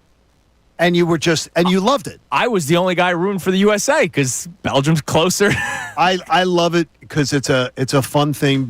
It's going to be so much fun. It is going to be so great that it's coming here. And we get 4 matches, I believe. Something like that. We get one of the round of 16. We get one of the rounds of 16 on 4th of July. Which is awesome. And we have 3 matches, I believe, before then, which is going to be fantastic. Yeah, and I'm going to try to make a point to go. It's going to be awesome. Because it's going to be, like, diehard soccer fans will be there. So you went on Friday. It was a friendly, correct? Yeah, it was That's friendly. what they call it. It was a friendly. Okay, and the friendly, Connor, means it just doesn't mean anything. It wasn't a friendly. It was a group stage of the Club World Cup. Oh, okay. So it's even club more. stage. So this is actually of importance. Yeah, no, it was important. Tell us your experience. It was at the link. Yeah, it was sick. So that's cool. Go ahead. Tell us It was wild. I know, ticket sales have been questionable for this Club World Cup thing. There were, over 50,000 people there. Wow. Okay. The crowd looked great. I mean, the one end, because the Chelsea supporters were just kind of hanging out. They were watching. But, man, those Brazilians know how to party. They were down in one of the end zone sections behind one of the goals because they split up, the home side, the away side, whatever. Of course, yeah. It was sick. They were going nuts. Flags everywhere, chants that I couldn't understand, all of this clapping and everything. It was like watching people in a nightclub for 2.5 hours of a soccer game. It was sick. A very cool environment. All right, so I have a question. And, John, you have this same question. So this was for yesterday, though. Wasn't there yesterday too? Yeah, there were multiple games. Yesterday this was yesterday. I saw a photo from Friday. I'm pretty sure. They do it on Friday. We're talking too? smoke bombs? Yes. Yeah, they were there Friday, yesterday was bad though. Okay, but they were there on Friday as well. How the hell are these people getting this stuff into the building? Is it because that's what they do in soccer? I guess so. Yeah. Because that's ridiculous. If you watch a soccer game, you see that stuff all the time, but you don't see that stuff in a National Football League game, right? You'd allow that in an Eagles game? And at an Eagles game, if anyone does that, there are criminal charges being put against you. You're going out in cuffs if you did that in an Eagles game. So why would we be letting international visitors come into our stadium and pull that crap? Well, some of them may not have been international. The large international, according to the news. Now I'm just going off the news. Yeah, I'm just saying. I imagine there's a Brazilian that lives in Philadelphia. No, but they were saying it was international guests that were involved with the incidents. I don't have an issue with it at all. No, I thought it was really cool. I don't have an issue with it. Someone could get hurt. I just wonder. It's just smoke. They do it at a bunch of games internationally. Right. And again, I don't have a problem with it, danger or anything. For me, I wonder, was it okayed by security because this is what soccer fans do? Probably, yeah. We're letting them in. But if I said, well, you know what, I want to do this during an Eagles game, that would be a no-no. Why would it be allowed? I don't know. I guess it's grandfathered in for soccer fans. No. Can't be grandfathered in because the stadium is not. No. That should never be. It should not be allowed. I liked it a lot. I thought it was very cool. I thought the environment was awesome. I didn't see any issue. We were right above their section in the club level. Right. I've been to soccer matches where I had not seen that go on, and the soccer crowds were spectacular. Yeah. I mean, fantastic. You also don't hear vuvuzelas at every single soccer game, but and some people are bothered by those. I think they were cool. I think it's cool. But my thing again, I need this to be clear. I'm not, they shouldn't be doing that. But why are they allowed to do it during the soccer game, but why is it not allowed during a football game?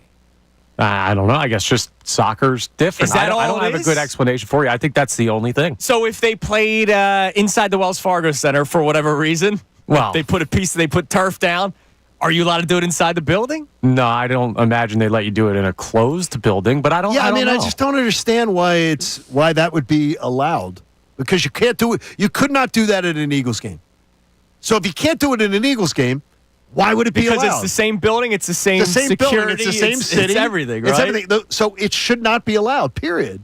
If you can't do it in an Eagles game, why would we allow visitors to do it when the majority of the crowd was made up of visitors? Yep. I'm reading here the majority of the crowd, international visitors, international ticket sales made up, they say, too. The majority of ticket sure sales a lot of people made it a international vacation, visitors. right? Which, by the way, and they said very orderly. Said it was very orderly. Connor, you Yeah, I found had it a that great way? time. So They no said it issues. was great. I had a couple people yell at me because I was wearing the custom Union jersey that they sent us. Yeah. And they just saw, basically it was, they saw a white guy in a blue shirt and immediately thought, Chelsea fan. Chelsea fan. And I was like, I'm just rooting for good soccer. I had like 3 people like yelling at me. I'm like, no, good win. Like, there's nobody named Connor Thomas on that team. Read loved it, though. It was fun. on the YouTube chat. What are you guys, the cops? No, I'm just trying to wonder why it's okay during Why one it's and okay not during the other. one. That's Yes, all I I'm mean, asking. It's just some double Because standard. I saw a great tweet. Somebody said if we're allowed to do this during Eagles games now, people already hate coming here. Imagine if now all of a sudden Eagles fans could use smoke bombs, Kelly Green smoke bombs. I mean, seriously. It'd be it's electric. Like, oh, my gosh. What are you guys? Can you imagine that? What are you guys, the cops? Oh, my No. gosh. Yeah, this is cool. We should be able to set everything off, Beavis. Yeah, butthead.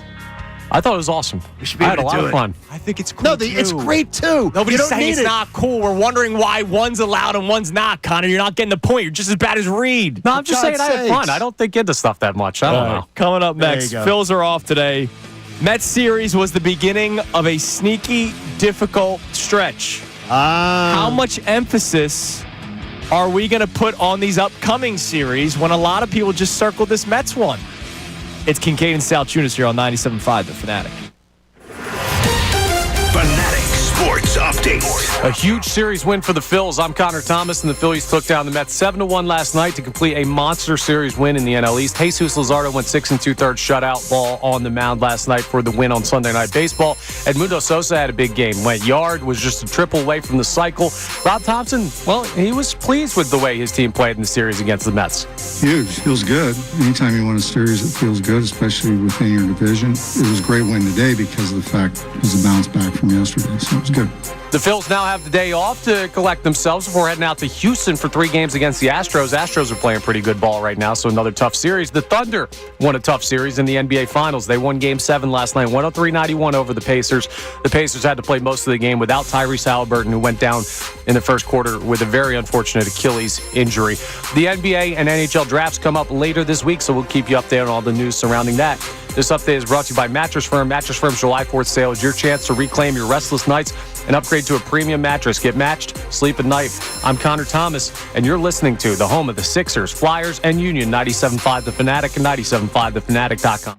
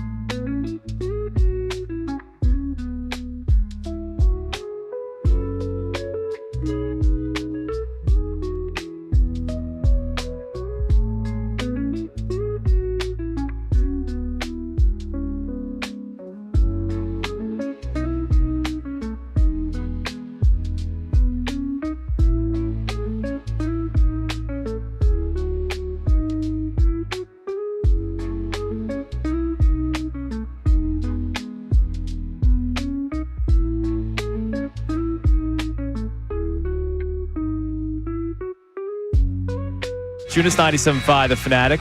We will check our text line here momentarily on both the Phillies conversation, also our man Pete Prrisco, who has Jalen Hurts behind Jaden Daniels and Justin Herbert. Now, I did find the 2024 list. What did he have? Where did he have? He had Hurts at 53, where he has him at 52 this year. So he won a Super Bowl. He moved up one spot. Yeah. But Purdy was in the mid-80s. So to Pete Prisco's credit, it seems like he's keeping that same argument even for a guy like Brock Purdy. That, look at what he has around him. Now, you know what's interesting? He has Goff at 77 on his list because Goff has a lot of talent around him, too. Maybe that's something that he truly stands by, that quarterbacks with a lot of talent around him don't deserve a lot of credit. I'll tell you this. One thing I know about Pete Prisco, he is not hot take. His takes are sometimes hot because he will say things, he stands by them, he defends them, but he is not creating something to say, this is going to get people talking. He believes what he says, and you hear him. He very calmly debates what he believes. Now, real quick, let me ask you this. Yeah. Based off of that, his opinion of, the talent around him, right? Okay. I love this guy. I still have him ahead of Jalen Hurts. I think anybody that has Joe Burrow behind Jalen Hurts is crazy, despite Jalen Hurts having more success in terms of championships and winning a Super Bowl. Joe Burrow does have Jamar Chase and T. Higgins. Joe Burrow good backs. Joe Burrow has underachieved. Well, his offensive line is trash, which the Eagles' offensive line is not. Do you think Joe Burrow should have done at this point in his career should have done more? I don't know what more he could have done last year with how bad that defense. I'm not saying last year. No, I mean career. He's been to a Super Bowl. He's in a pretty difficult division. I think he's been pretty good in his career. I have. I think he's been pretty good in his career, too. Do you think he's underachieved? No. Do you think if I'm looking at other top picks from that era, like Trevor Lawrence, his teams have been. Trevor Lawrence is underachieved. I think his teams have been every bit as talented, if not more, than the Steelers. And the Steelers have gotten more. They've not gotten to a Super Bowl. We had 1 year with a Super Bowl, but I the 1 year his defense was okay. Did you see Fanatics Fest? Oh, dude, that pitch was embarrassing. Well, that was one thing. Oh, okay. Did you see they brought up the little kid on stage, my friend? So they bring him up and they go, my friend down there, look at this little kid here. So they bring a little kid onto stage. Okay. First of all, Joe's wearing the fake glasses, like wearing the fake horn rim glasses. So he brings him up onto stage and he says, they bring him up on microphone and the little kid comes up and he's probably like 8 or 9. Okay. And he's wearing a Bengals jersey. And Kay Adams has the microphone. She says, come on up here. And the kid goes, why are you here today? And he goes, I'm here to see my favorite quarterback, Joe Burrow, because I'm the biggest Bengals fan. Okay. And Joe goes, I love that. That's awesome and everything like that. And he says, better make the playoffs next year. That's actually the little great. kid says Good to for him. the kid. Love that. And Joe's like, okay. Hold him accountable, man. I love that. I don't care what age you can hold your athletes accountable. accountable. Better make the playoffs next year. All right. Real quick before we get some of our text messages. The Phillies just completed that nice series against the Mets where they took 2 of 3. They did. I wonder if people realize what's also about to come their way. I think so many people had that Phillies-Mets series circled, and it's like, oh, man, that's great. It's just the start. So the Phillies go to Houston tomorrow to begin a 3-game series against the Astros, who are still good. Then they go to Atlanta for 3, and I get it. The Braves have been rough this year. But the Braves have handled their own against the Phillies already this season. Then it's 3 at home against the Padres, who are a very good baseball team. Then it's 3 at home against the Reds. The Reds you don't have to worry about. And then it's 3 in San Francisco against the Giants. You split the 4-game series with them earlier this year. That's a tough series. Then it's 3 in San Diego. You're playing the Padres again. Then you get to the All-Star break. But you're going Stros, Braves, Padres, Reds, Giants, Padres before the All-Star break. Buckle up, because this is a pretty rough month. That's why I said to you. 3 weeks. The 6-game road trips. You have 3 weeks left till the All-Star break. The 6-game road trips go 3 and 3. the 6-game homestand, go 4-2. Go to the All-Star break, 2 games over 500, and I would light a cigar and say, that's a really good first half, boys. Even better than the first half, because the first half is technically over when we come in on Friday morning. I'd be like, that's a great first half. I agree with That's you. a great first half. That is a capital G, great first half. Now, I'm curious, because we've heard that they can't beat good teams thing or whatever. Really? Right? Like, they only beat the bad teams, which, They're by the looking way, pretty good with that. they beat good teams. Yeah. And they did it again. In the last week and a half, they've now won their series against 3 playoff teams, Cubs, Blue Jays, and Mets. If they play 500 baseball or 2 games above 500, to your point, from now until the All-Star break, people need to realize that that's good.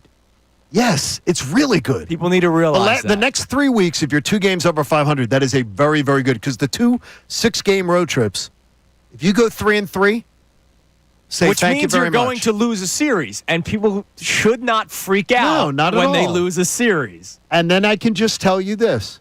From July, when you come back after the All-Star break, through August, through like when you get into late August, the schedule opens up, and it's really favorable. It's looking good. We're talking Angels at home, Red Sox at home. Now you got to go to the Yankees, but then you're going to the White Sox. Yep. You got Baltimore at home. You're going to Texas. You're going to Cincinnati. You're going to Washington. Your biggest road trip of the year. You're going to Texas. You're going to Cincinnati. You're going to Washington. All winnable games on a 10-game road trip. You come home for Seattle and Washington. Then you have that big Mets Braves, and I don't even think the Braves is going to be that big by late August. Things get very favorable. Can you survive the next 3 weeks? Can you just be a little better than 500? You will be thriving into Labor Day. Absolutely. You're going to be thriving. Now, we will be just counting the days. You'll be jockeying for playoff position coming into September. Absolutely. Now, speaking of the Mariners and this conversation, and that you we've love now, the Mariners. Yeah, you've had a love with them since because of my man. Your Ichiro. favorite team. Stop. Your second favorite team, which I never understand. Well, I don't support him the way that I used to. Okay, I've grown up. We've had a conversation the last couple of weeks about when do you start paying attention to stuff outside of Philadelphia. When do you start paying attention to Cal Raleigh, who now has 31 home runs? It's June 23rd, and he's a catcher. Like, this is almost unheard of. It is unheard of. Oh, it is. Sorry. What do you mean? No, statistically, it is unheard of. It is unheard of. This many home runs by a catcher this early on in the season. At what point do you start paying attention? Because he's not Ohtani and Judge, right? Like, I don't think MLB Network starts doing let's cut into Cal Raleigh's latest bat, because he doesn't have the same draw as those other guys. But could you imagine if a catcher had 60 home runs in a season? That'd be nuts. I don't know that he keeps up this level of production. The position that he plays, very difficult to do that. Yeah, it's awesome what the big dumper's doing out there. But that's his nickname. Big Dumper, yes. I know, it's a great nickname. Makes me laugh. It's a great nickname. He had 4 home runs in this recent series against the Cubs. I think 5 in his last 5 games. Yes, that is true. Yeah, he's on a tear right now. All right, what do we got on the text line, Connor? All right, so we've had this text for a little bit, but I want to bring this up because we love Jeff from D.C., good friend of the program. Very much Absolutely. so. I saw him in D.C. at the Phillies game this year. Now, you might not like him as much after this text here, Johnny. I always am going to like Jeff from D.C., no matter if he tells me I'm an idiot. Well, no, if he's mean, I'm going to tell him, Jeff, calm down. He just sends a text and says, does John still have Mick Abel as untradeable after his performance on Saturday night? Yes, I'm not trading him. Help us help you. I'm not trading him. No, last year again, I had got another one. I'm taking this right from. Do we like Buster Olney? It's pretty good, right? Yes. A top 10 prospect was not traded last year from any franchise at the All-Star at the trade deadline. Lots of players were moved, lots of holes were plugged. A top 10 prospect was not traded last year at the trade deadline. You do not have to trade a guy like a Mick Abel we'll see to what get the what you market need. is this because year. the players that are available are not. You do not need to trade players like Mick Abel at the trade deadline anymore. By the way, you could say if you went the last 3 trade deadlines, a top 6 was not traded, a top 10 was not traded, and a top 8 was not traded. So, like, if you haven't had to go top 5 the last 3 trade deadlines. Yeah, we're not saying get rid of him. We're just saying if somebody calls and mentions the name Mick Abel, we're not hanging up the phone. But the thing is, you don't have to. Now, if you told me that somebody earth-shattering was available, well, I can't tell you that. You hung up the phone. because there's not earth-shattering people available at these trade deadlines. You don't know. No, there's not. That's why these trade deadlines have become for Major League Baseball. Not a top 10 prospect traded last year. I'm curious. Where was Abel before the season started? Was he top 10 for the Phillies before the season started? I think so. I think he still was, yes. I have to double check that, but I imagine he was. Yeah. I'll try to find it. I think he was. The list keeps on bringing me to the current right now. I'll get that for you guys coming up next. Don't forget, know the show for the Flyers draft party coming up next. Key 3 and more. It's Kincade Salciunas, 97.5 The Fanatic. Hey, everybody, it's Bill Colarulo, and coming up at 2 p.m. on Unfiltered.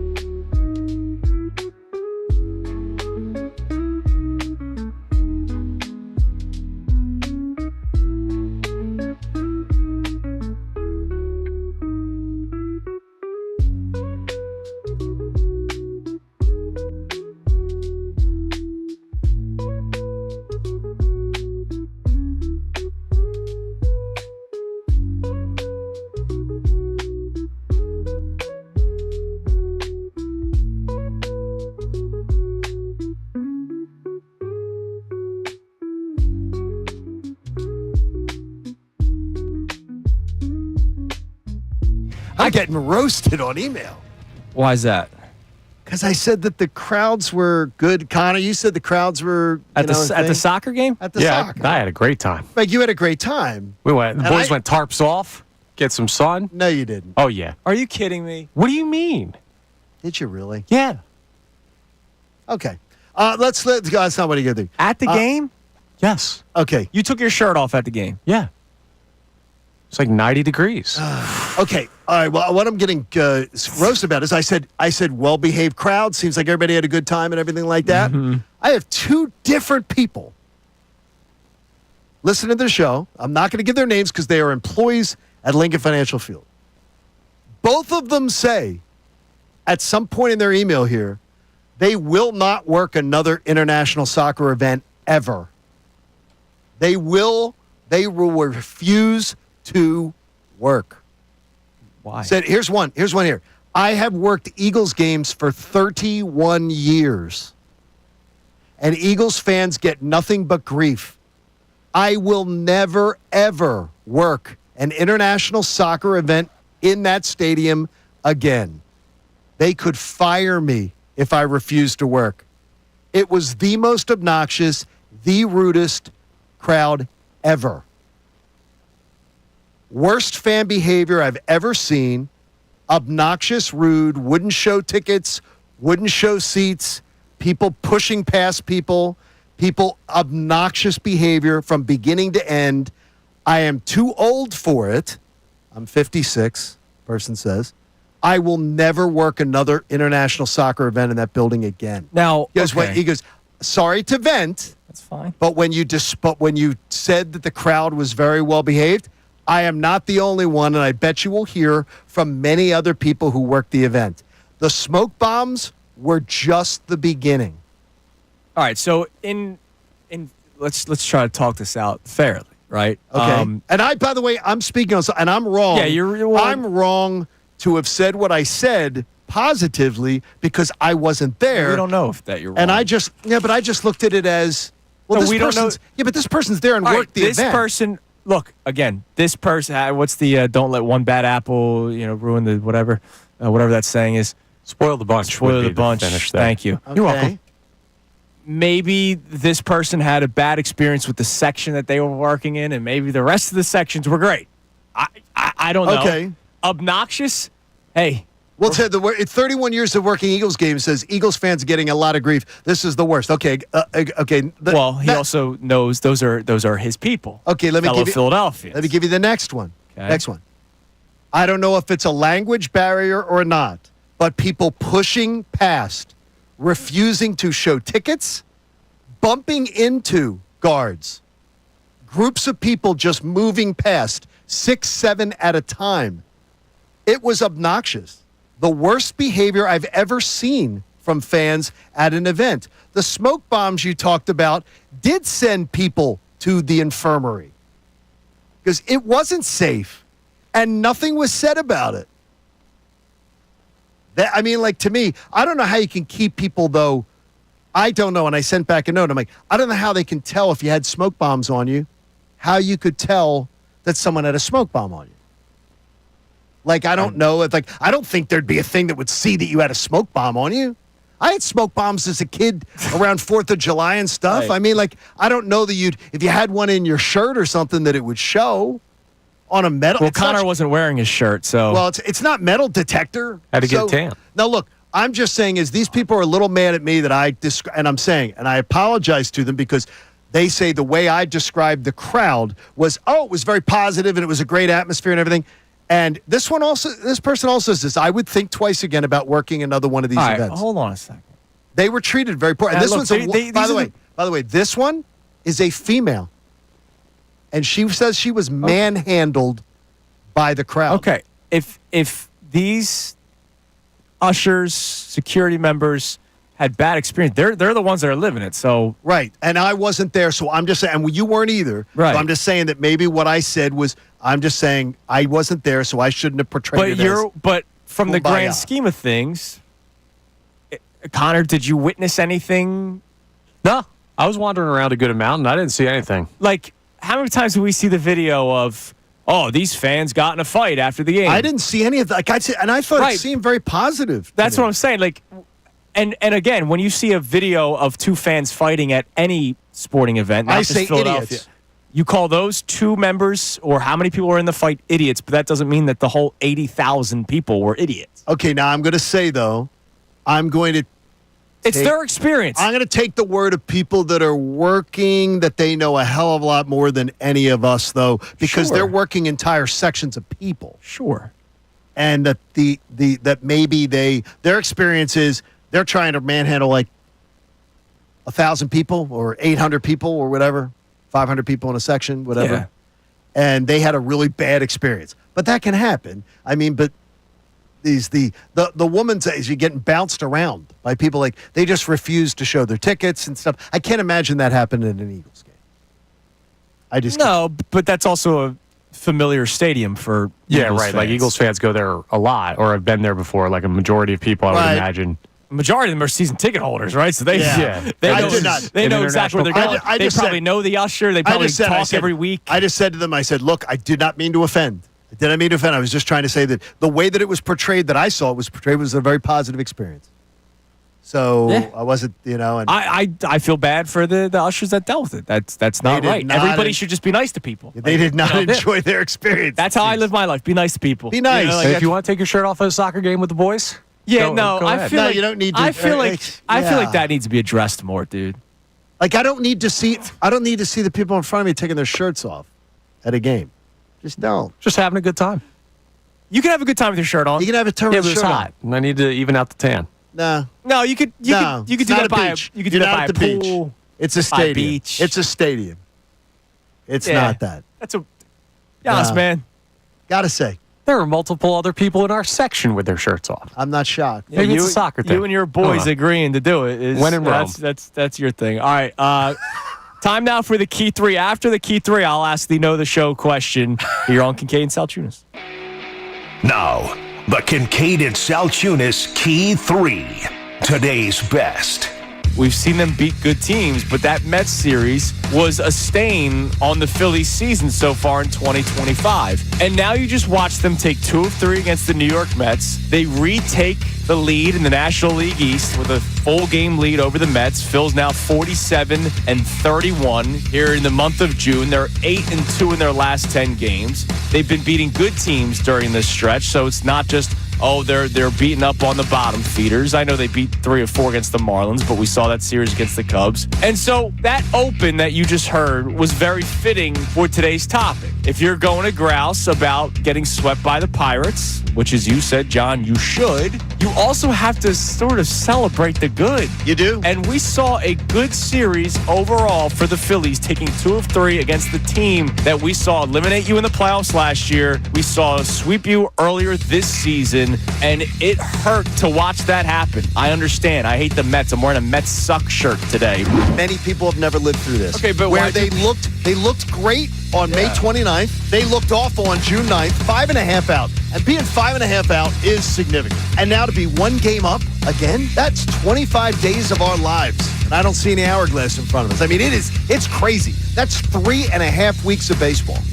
I did not expect to see the series that we saw. 3 blowouts. I would have said, like, if we talked about it on Friday, if someone said to me, there are going to be 3 blowout games. Right. I would never have expected that with those 2 teams. That's not the series that I expected at all. I'm glad 2 of them went our way. Right, yeah. I'm glad the Phillies are on the right side of history. And Friday night was just delicious. Yeah, and Zach Wheeler, even though he wasn't his best, he was struggling. He was a big game pitcher though. Like every time he got into a jam, he got out of it. You saw it in the first inning. You saw it a couple of times, and I love that he was barking at the home plate official that night. I thought it was awesome. How about the third base ump who checked him on the 1 that checked and said no swing?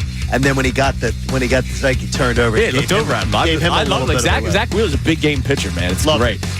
By the way, what the Thunder did, and I'm stealing this directly from the ESPN broadcast last night. Okay. And so I'm stealing their work. The Thunder, when everybody says that they tanked, the Thunder lost for 2 years, 2021 and 2022. In 2020, they lost in the COVID bubble.